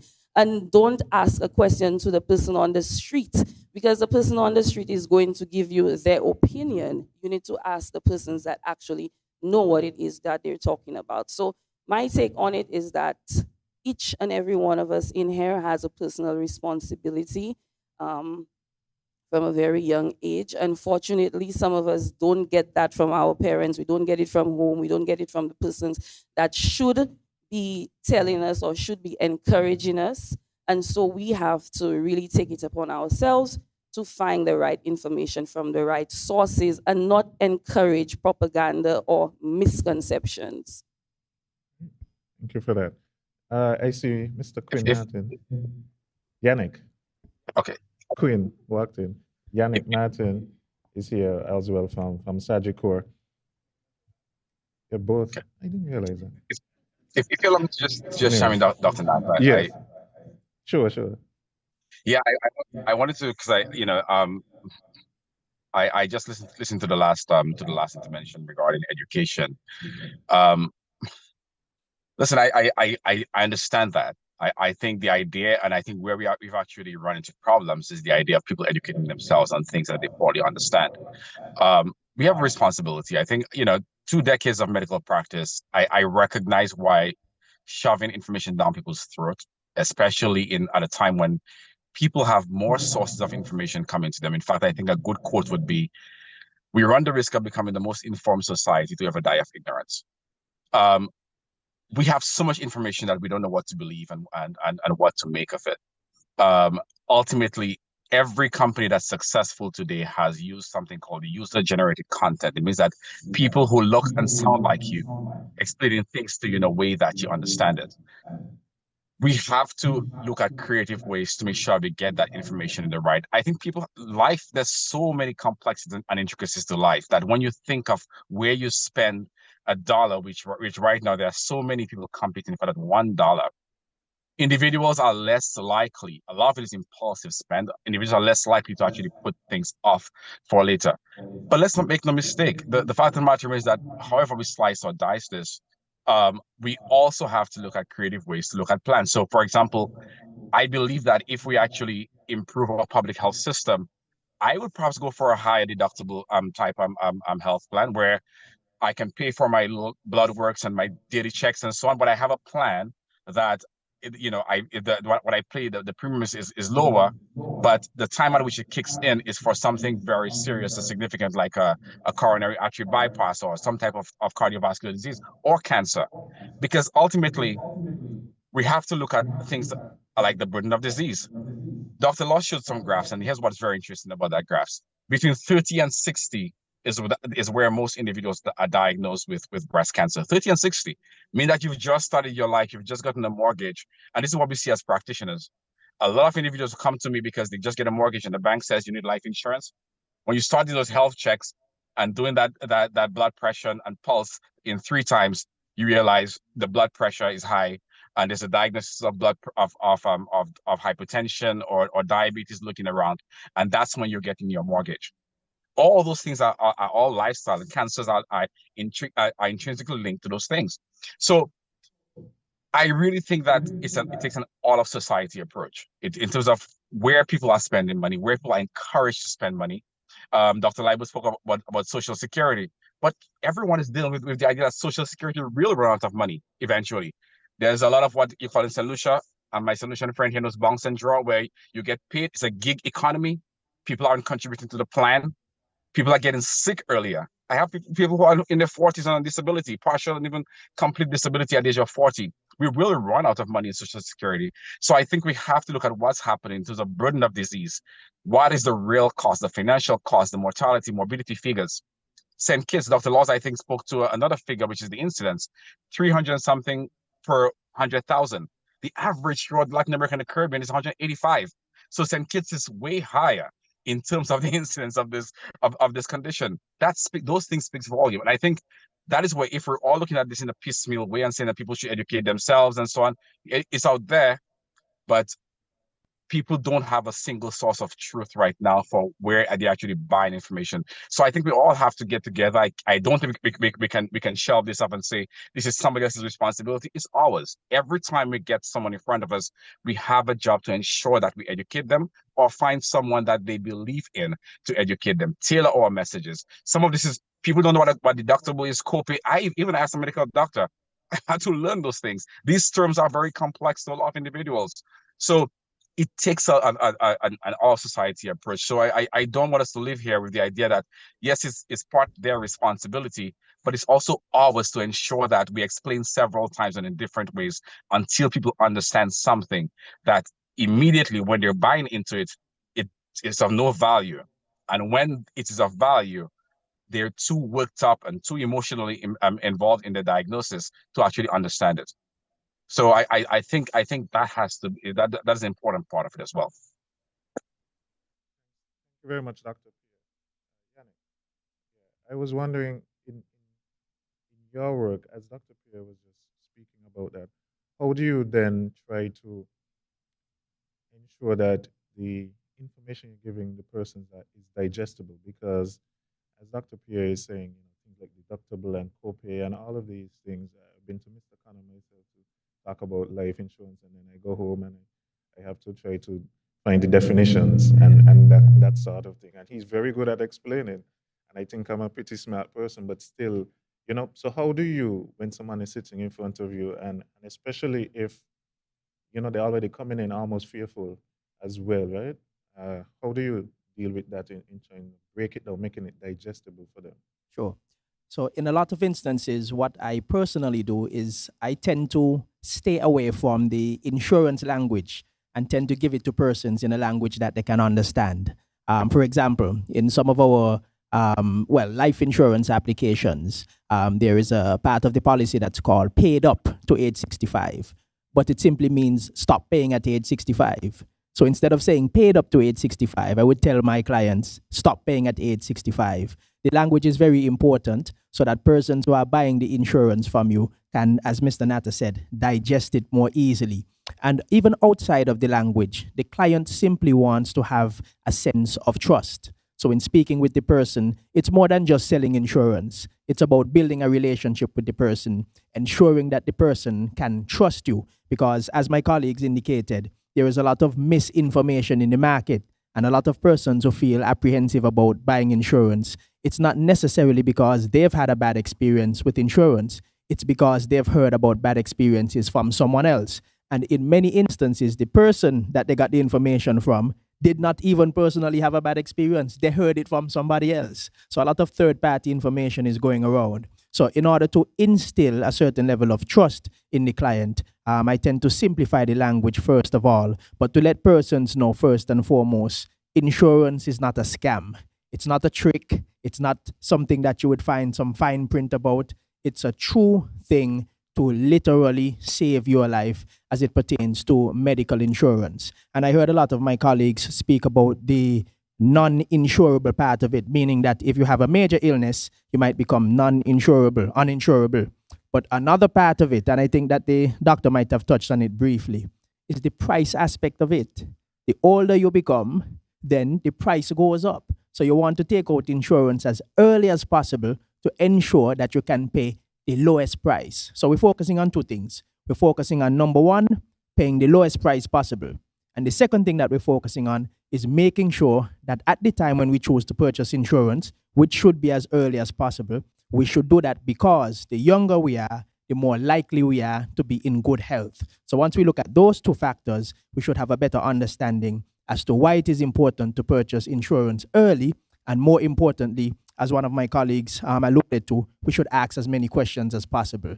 Don't not ask questions and then later on you have to guess and you have to wonder. Ask as many questions as possible and have the advisor explain it to you so that you understand it thoroughly. That's the approach that I take. Thank you very much. So Queen Martin, I wanted to ask, now, let's say someone has insurance already, medical insurance, and again, this is Essence of Hope, so we're advocating for breast cancer in terms of the treatments and the support there. But any type of cancer, I would still say, because we don't turn away persons if from Essence of Hope when they come for assistance, if they have lung cancer or oral cancer or anything like that. So let me just make that disclaimer there. But how do you assist persons in navigating their coverage? Because maybe they took out the coverage some years ago. They never had to use it. Now they're coming to you because they're just diagnosed. So they come in, lots of emotions, fearful and so on. And so how do you help them navigate, their coverage, especially if they, like I said, they don't even recall what kind of coverage they had? And how do you as well help to streamline the process between them and the coverage and their medical professional who they have to liaise with as well? Thank you so much for that question, and good afternoon to everyone. The first thing is to show empathy, is to recognize that that person is going through a very serious illness, and as much support as I can give as an insurance advisor, I will seek to give that. Personally, I find myself sometimes answering phone calls after 8, after 9, sometimes even after 10 at night, because when somebody entrusts you with the duty of overseeing the insurance portfolio, it goes far beyond just putting a policy in place. It actually means that you have a working relationship with that person where you have to avail yourself to provide not only the insurance service, but also the comfort and the peace of mind that that person paid for. So in essence, the person did not just purchase a policy, the person purchased your time. Forgive me, this is an alarm. It's my phone is actually on silent. 1 second. Sorry about that. So in essence, the person did not just purchase an insurance policy. They purchased your time as an insurance advisor. Now, specifically, when somebody comes to me with that type of diagnosis and they're seeking direction, we have a wonderful administrative team who gives specific guidance on the way that the policy on the health insurance end will function. First and foremost, it is my role as the insurance advisor to pinpoint different aspects of the policy to the client and to ensure that they understand that this particular treatment will be taken care of. If they have to travel overseas, the air ambulance will be taken care of, and to remind them of the deductible, their responsibility to pay before the insurance company comes in and pays its percentage. Beyond that, if there is any specific information that needs to be divulged, we all work as a team, so I consult my administrative department so that the client can get specific and important information as it relates to the ongoing care that they would need to receive. All of this really speaks to a level of care, a level of assistance, and a level of availability that I have been trained to administer to any client who comes to me not only facing this particular illness, but any insurance situation. So in a nutshell, it's about showing empathy, it's about showing care, it's about working as a team to ensure that the client has the best experience possible, and so that they know, not just feel, but they know that as an insurance advisor, I am working assiduously to ensure that they are well taken care of and they see the best outcome. Now, my second part was about the intersection as well with the medical professionals, the practitioners like Dr. Leibert and Dr. Pierre and so on, in terms of how do you streamline that process and help them navigate, from the coverage, relaying it back to the medical practitioner and so on. How is that relationship? And, if it's not as smooth as it is, how can we make that a more effective relationship between the practitioner and yourself? Absolutely. So when somebody gets a health insurance policy, that person receives a health insurance card that they can swipe at many of the local practitioners. So that immediately calculates whether they have satisfied their deductible log, gives them an idea of their percentage that they must pay immediately at the doctor.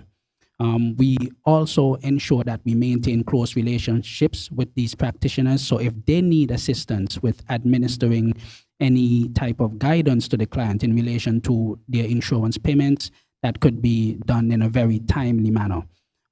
Also, we provide health claim forms. So if someone goes to a practitioner who doesn't have this swiping mechanism, that person can be given a health claim form from many of the practitioners that they can either fill out on their own or they can contact us as insurance advisors for guidance on how to complete those forms. And again, we can also refer those persons to the administrative department who can sit with them one-on-one and help them to complete those forms.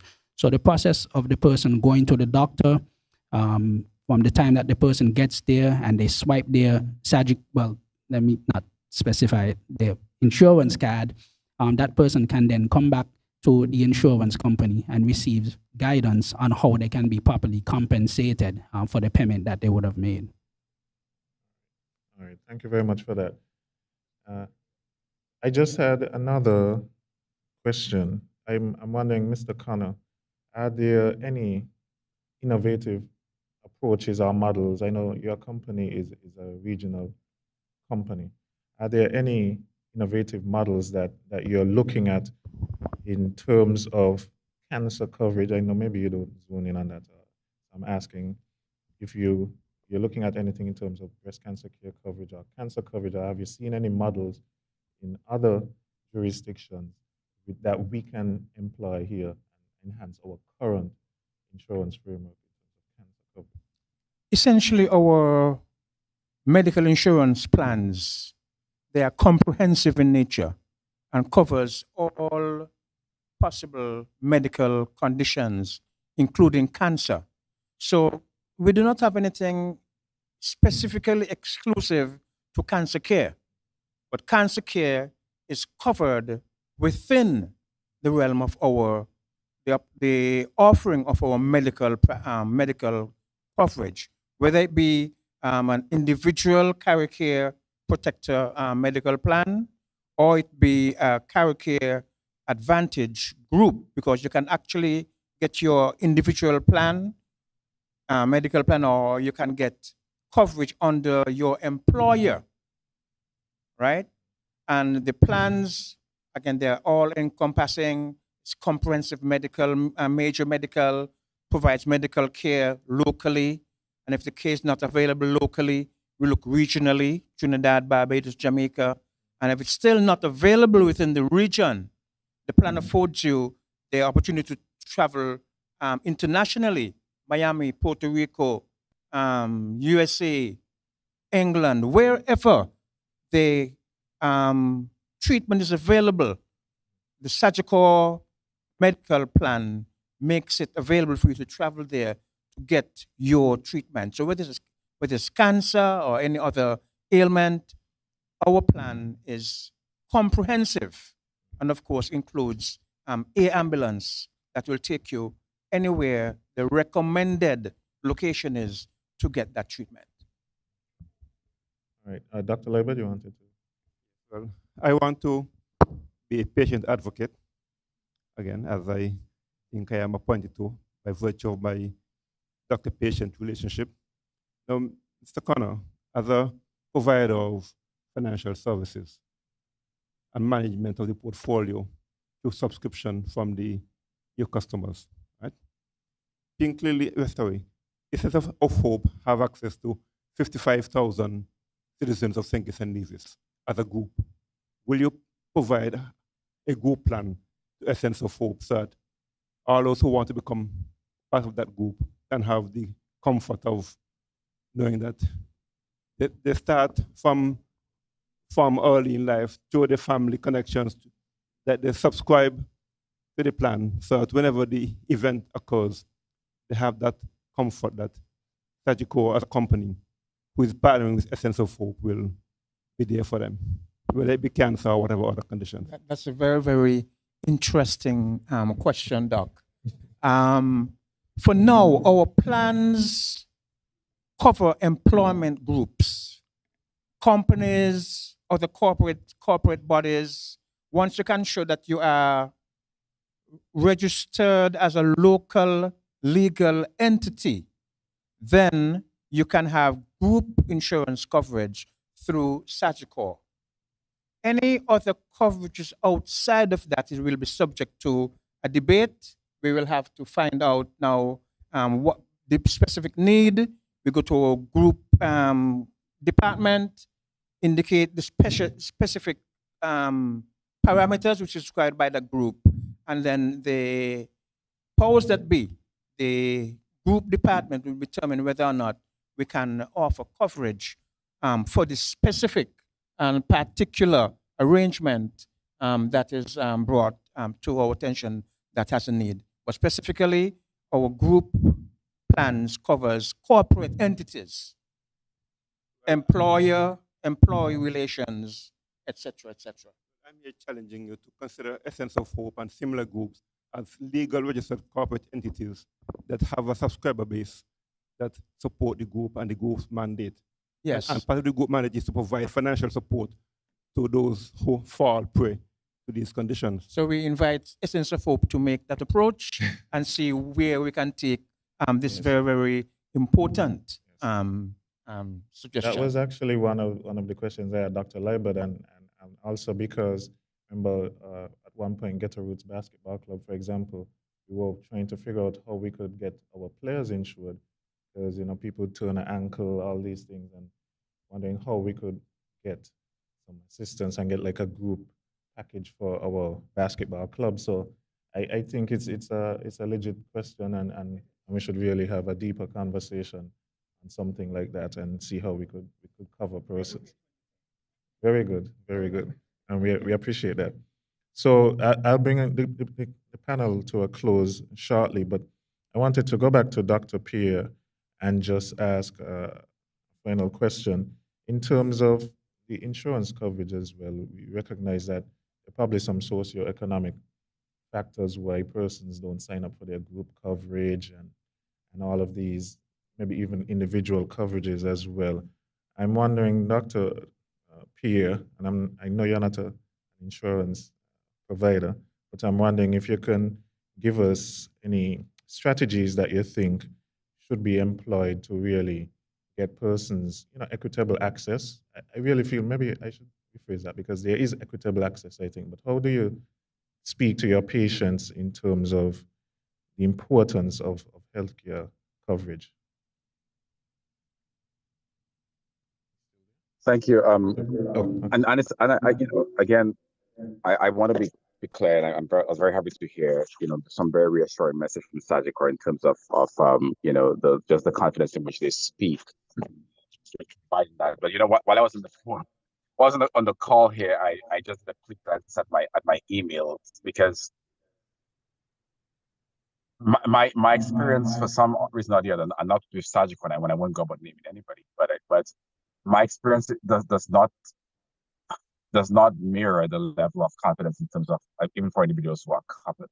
I asked a medical practitioner, the last two patients I helped to evacuate from this country, there was a total of 68 emails between myself and the insurance company. 68 emails, and that's me taking up that time because I had a vested interest in getting those individuals to a place where they could get care. 68 emails. There were questions that were asked, and they may be legitimate, but certainly does not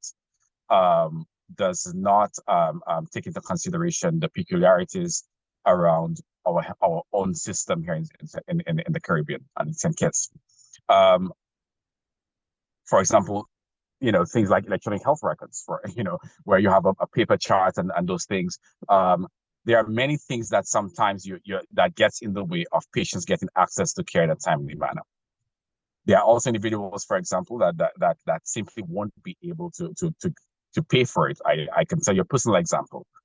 The reason why I'm not a plastic surgeon today is because my best friend, we were on our journey to do our residence together. He was doing his specialty in neonatology.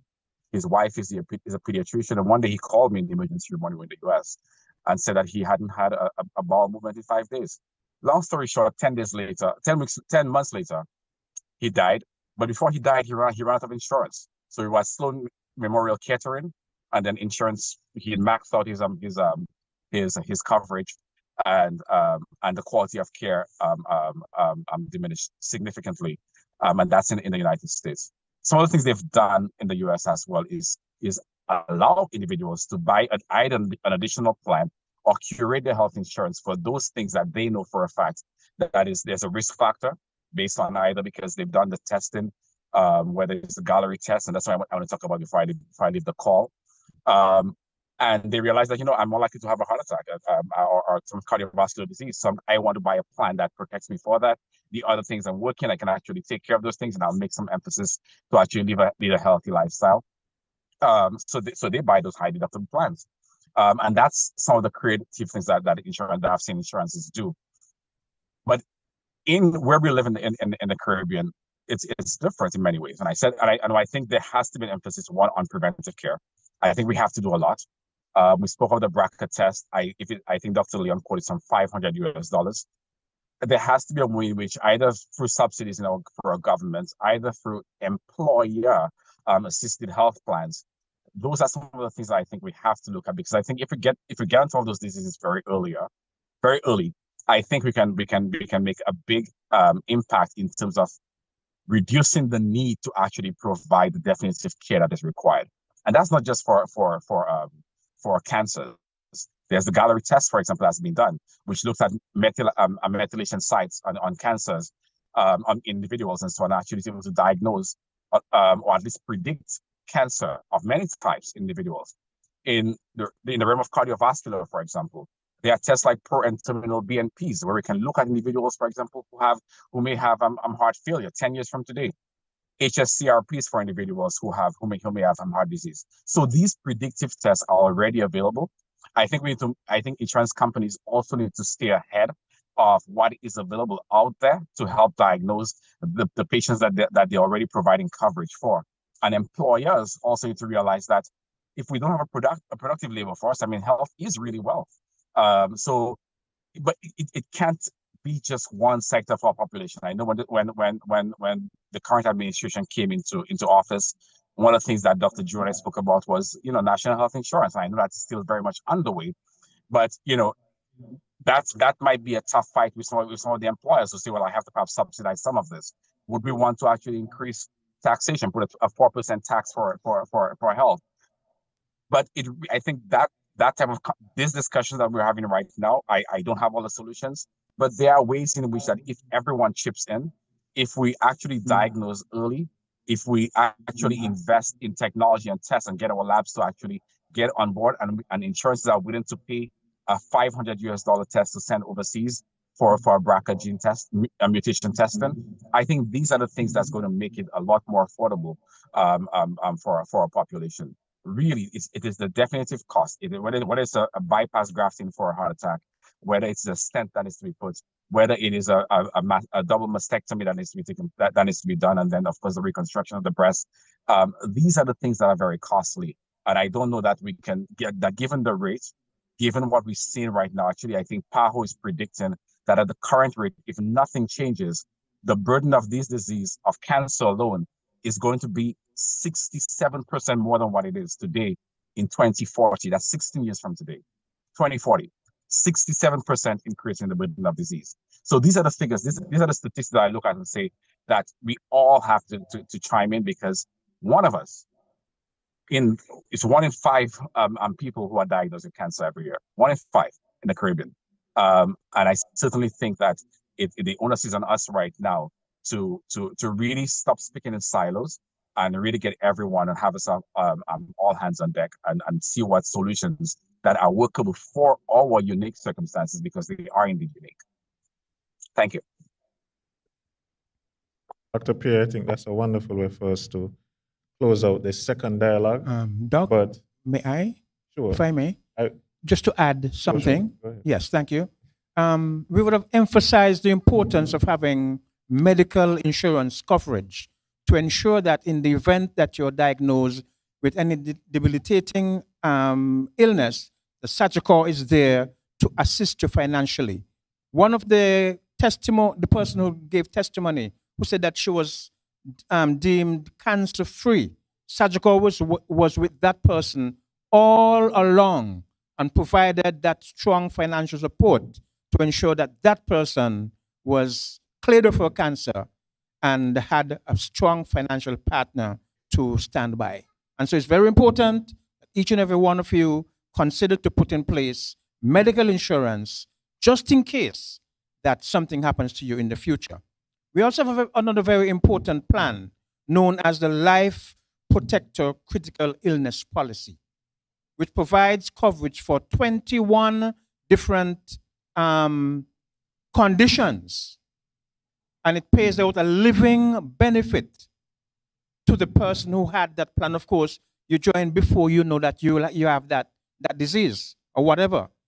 And in case that happens to you, heart attack, stroke, blindness, paralysis, cancer, you are given a lump sum that was agreed upon. What if that person had a mortgage and they are diagnosed with a serious illness?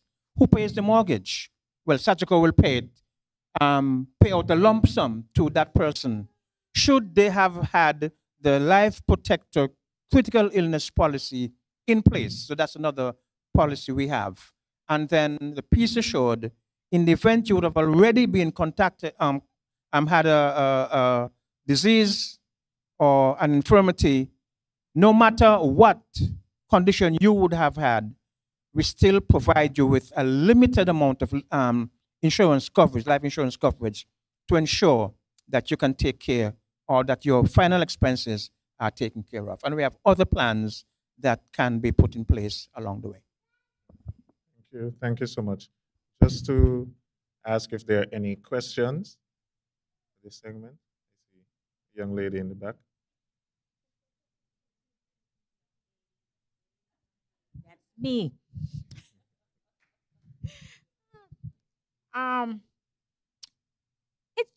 It's a little humor that I want to just say something. When you're living in the States, or if you go on vacation in the States, between the hours of 10 and 1, all you see is commercial for insurances. That's all you see. I don't care if you're watching a game show, whatever it is, it's insurance. Every commercial, it's insurance. Insurance, insurance, insurance. I want to ask, what's going on? Like we have something here. People are home at night. That's strategically done because old people watch TV or, get in there. They watch TV during the daytime. Here in the islands, we are home in the evening time. So I'm asking if the insurances do not do commercials, infomercials, something, because all the plans you all are talking about is only if you see a representative or if you have a forum like this that you know about all these things that's going on. Can't, you put a little thing, I know it costs money, but can't you put a little thing on the TV or something so that people can get information being interested in getting insurance? Thank you. You are so very correct, and we can only hope that this will change within our neck of the woods, because insurance education is absolutely necessary, in particular for persons to have a full understanding as to how they can benefit tremendously from the various different forms of insurance that is available here to us. Of course, there's a cost of advertising, but we have to reach our people that they are fully aware as to what's available and how they can benefit tremendously from engaging a surgical plan or any other insurance provider to ensure that their future is made better through a collaborative effect with life insurance or any other insurance plan. Thank you for your observation. Yes, yes, yes. Social media and all of that. We need a better presence there. Just a quick question. Well, you kind of answered it in the end. I wanted to know, is there a package that sets up specifically for funeral expenses or bills? Because your loved one might, for example, they may have insurance, but they pass away and there are bills left that have not been claimed, or the funeral expenses. Is there something where a portion of it can come out towards funeral benefits? So like some of the money that is paid in the premium, whether it's 5%, 2% goes towards that, so that at the end of it, if it's a death, it ends in death, that the family is not left with the burden. Sure. So we have life insurance plans. Let's take, for example, whole life insurance or even the endowment plan. These plans give a payout. I know, but I know. Yes, but I'm getting to the specific one that you asked about. There is a plan that speaks specifically to final expenses. It's called our Peace Assured plan. Mr. Connor mentioned it a while ago, and that plan is very ideal to take care of that, because not only is it a plan that gives you, as Mr. Connor mentioned, a certain amount of coverage, but the good thing about this plan that I want everyone to know is that this plan is what I refer to as an immediate approval plan. What do we mean by that? It does not matter the medical condition you have. It does not matter if you have an illness. Once you sign up for this plan, you are immediately approved. And that is something that I want persons to know. And so this plan is very ideal because it gives you your loved ones, in the event of your passing, a specific amount between $20,000 and $60,000 of coverage.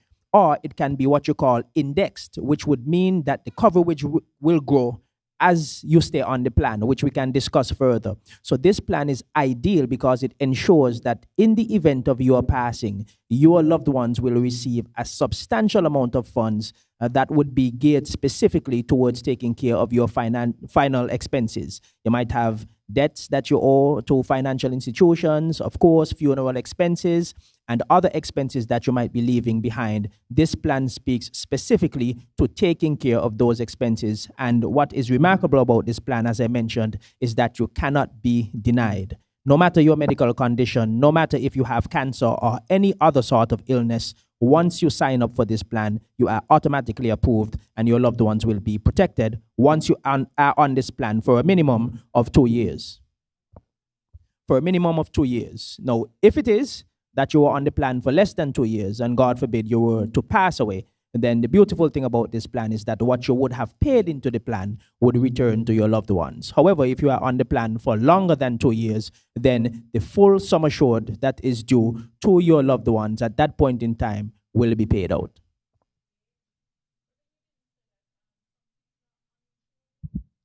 So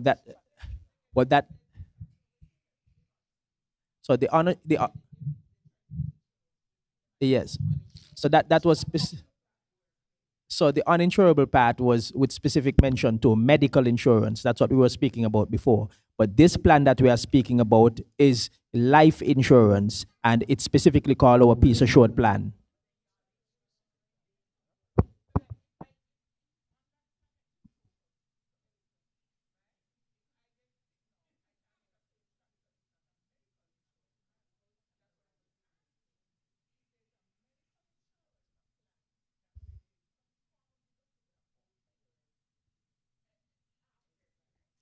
our life insurance plans and our medical insurance plans are totally separate and distinct.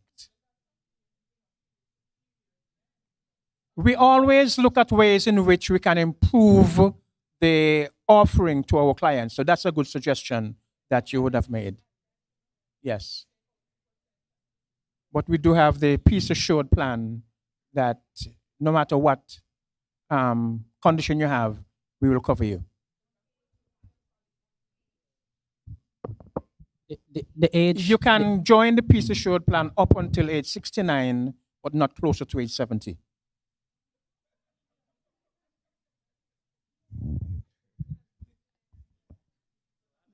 Or I think it's 70, but not closer to 71.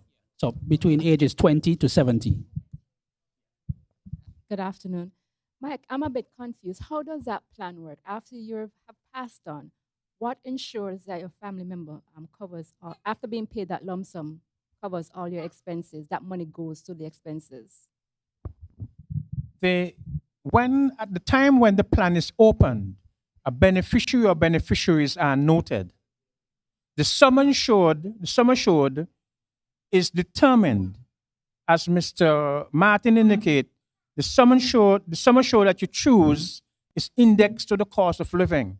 So every year, the initial amount goes up by 3%.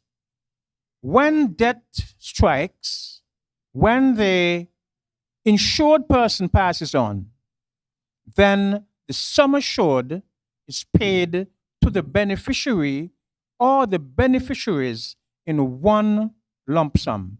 And usually you can get that settled before the funeral. But I'm the beneficiary. I get the one lump sum. I take the money and I squander the money and don't pay your expenses. How does that work? Well, when... As the insurance company, I'm the beneficiary. I have credit. I'm alive still. I have creditors, etc. Do I communicate to my creditors that on my passing, this is the beneficiary and they're expected to cover all my expenses, my outstanding expenses? You personally can't say to your creditors that. We have no control over you saying that to your creditors. You can impart whatever information you would like to, but we are not obligated to pay to any other person in the world but the beneficiary that you noted on the policy. I believe that is something that, for those funds to specifically be paid to a particular entity or for the beneficiary to be instructed to pay those funds to a particular entity or business place, I think that's something that you might have to set up legally that goes beyond the insurance company. So that is something that perhaps a lawyer, a legal person might have to instruct you on to guarantee that those funds get to the destination that you want them to go to. If there's a situation like that whereby a beneficiary doesn't pay or somebody dies and they have expenses, how does the creditors recoup their money? Well, in many cases, in many cases, that is outside of the purview of the insurance company. But for example, where you use a life insurance policy, let's say for mortgage security, in that particular instance, the life insurance policy is assigned to the bank. So legally, the bank becomes essentially the first beneficiary. The bank has to be paid out first, and then the balance is paid to the beneficiary. Again, that also, from the assignment form, that is a legal document, so to speak, that will ensure that the bank is paid out first. But as far as where there is no assignment and you just have a beneficiary, the insurance company cannot stipulate or mandate that the beneficiary uses the funds in the way that the insured would have wanted it to be used. So that is why it's also important for the insured to correctly state the beneficiary or to state someone who they trust to carry out that particular duty after they would have died.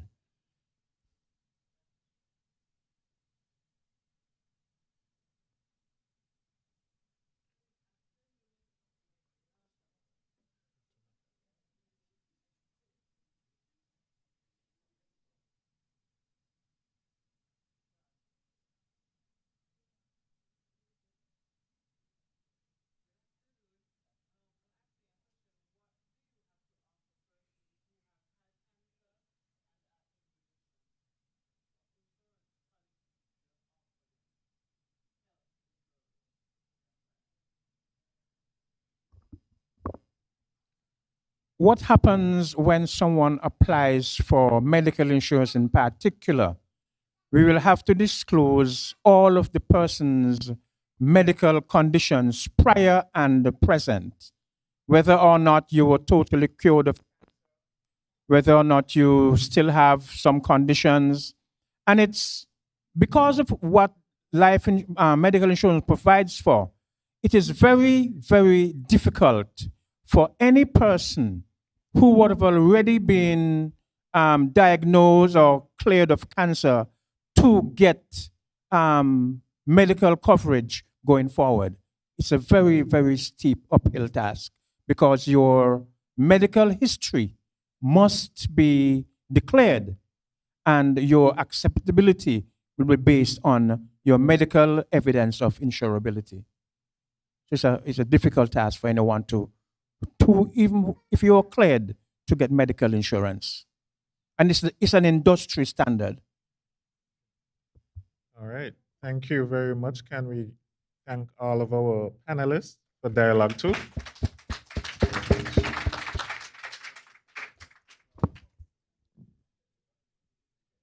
you very much.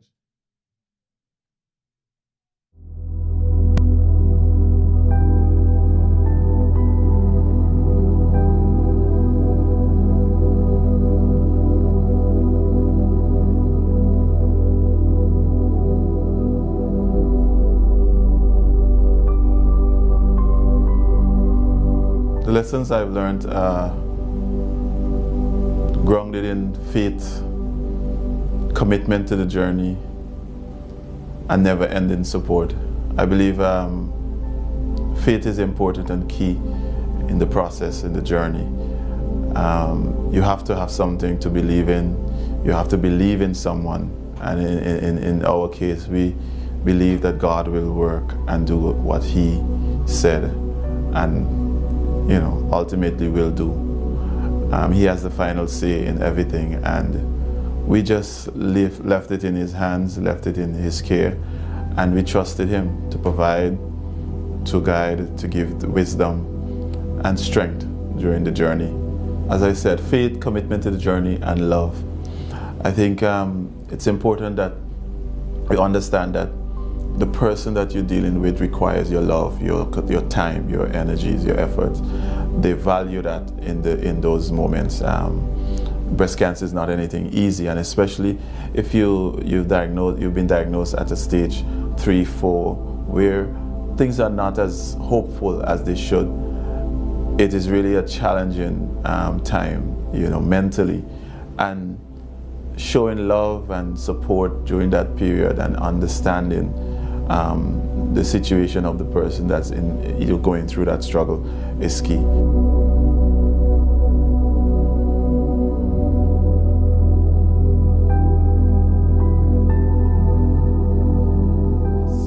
From my wife and I, it was easy. We were always committed to each other.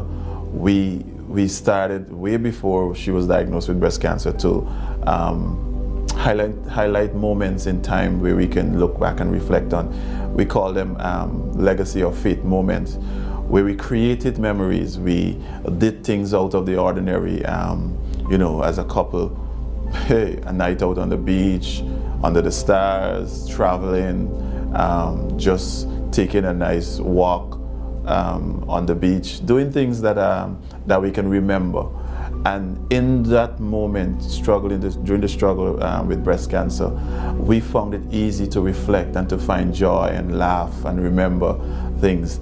And in another sense, with the birth of our son, it was sort of a wonderful moment because it was something to cherish, our first child, after close to 12, 13 years of trying to conceive.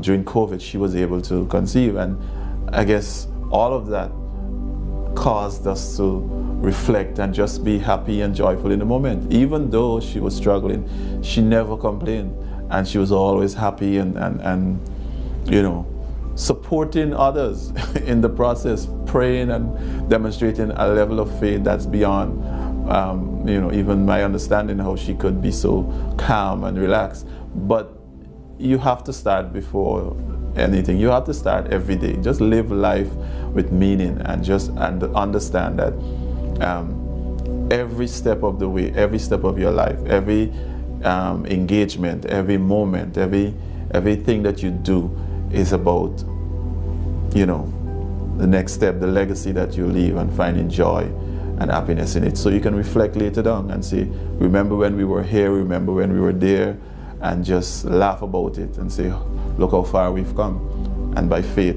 we're able to stand and be strong in this moment.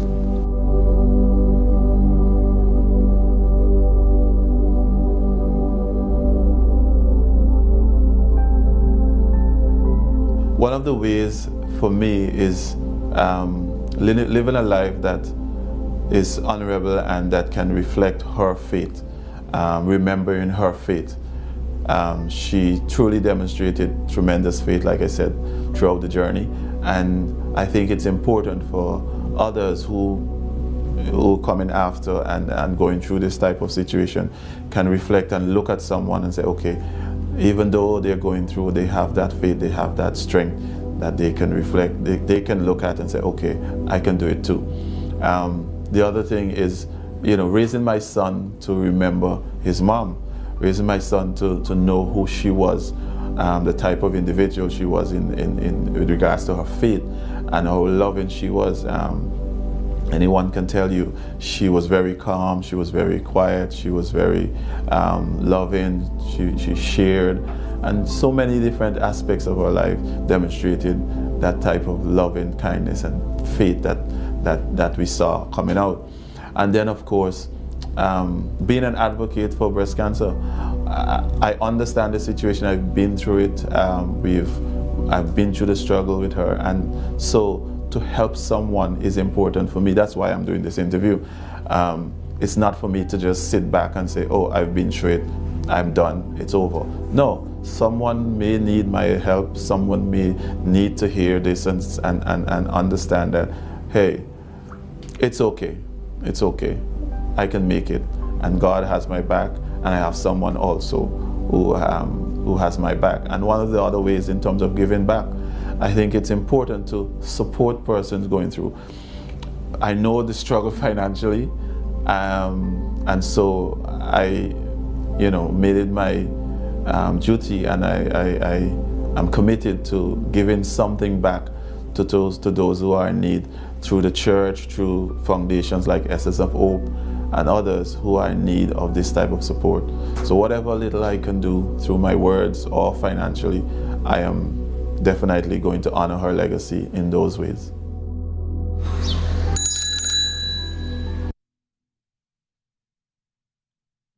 All right, thank you. Thank you very much, everyone, for being here with us today. We truly appreciate it.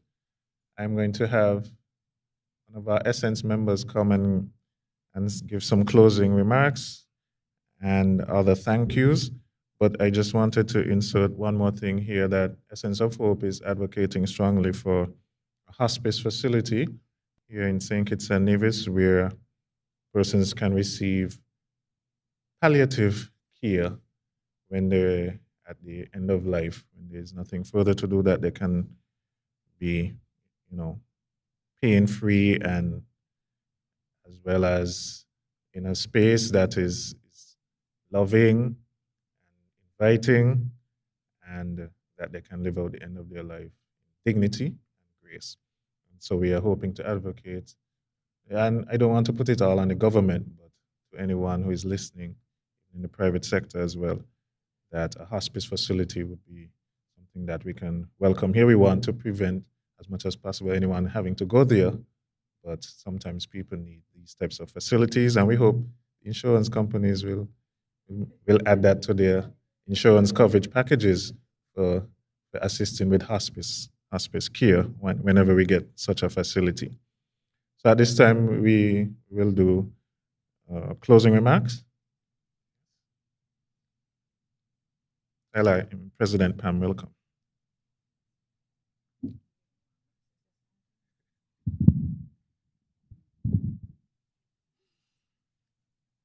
Special thanks to Dr. Hazel Laws, Chief Medical Officer, all of our wonderful panelists, the Embassy of the Republic on China, Taiwan, Chameleon Media, Cleon Bratcher, Lisi's Kitchen, Essence of Hope members. Thanks to all who took this time to attend and participate in our health forum. Redefining cancer coverage. Of course, once again, thank you to all of you. And we hope to do this again. In all that you do, remember that cancer is not a one-person thing. It affects all of us. We know of someone who had it, has it, going through it. So it becomes all of us fight. So if you want to get involved, I'm inviting you to be a part of Essence of Hope. And I'll be truthful, it's not an easy task. I won't call it a job because you have to love to do this. If you want to be a part of this group, we ask you to come on board and help us. Lots of times you have to cry. Lots of times you have to hold your stomach. Lots of time you have to be strong. It's not easy, but it's something that we enjoy doing. So if you want to be a part of us, you can see any one of the members, Marcus, myself, any one of the members, and come on board. Once again, thank you, thank you, thank you. It was very informative. And the insurance companies, I was amazed because I think you all was up to the challenge. Yes, so thank you. Have a wonderful weekend. And we'll see you all sometime soon. Thank you.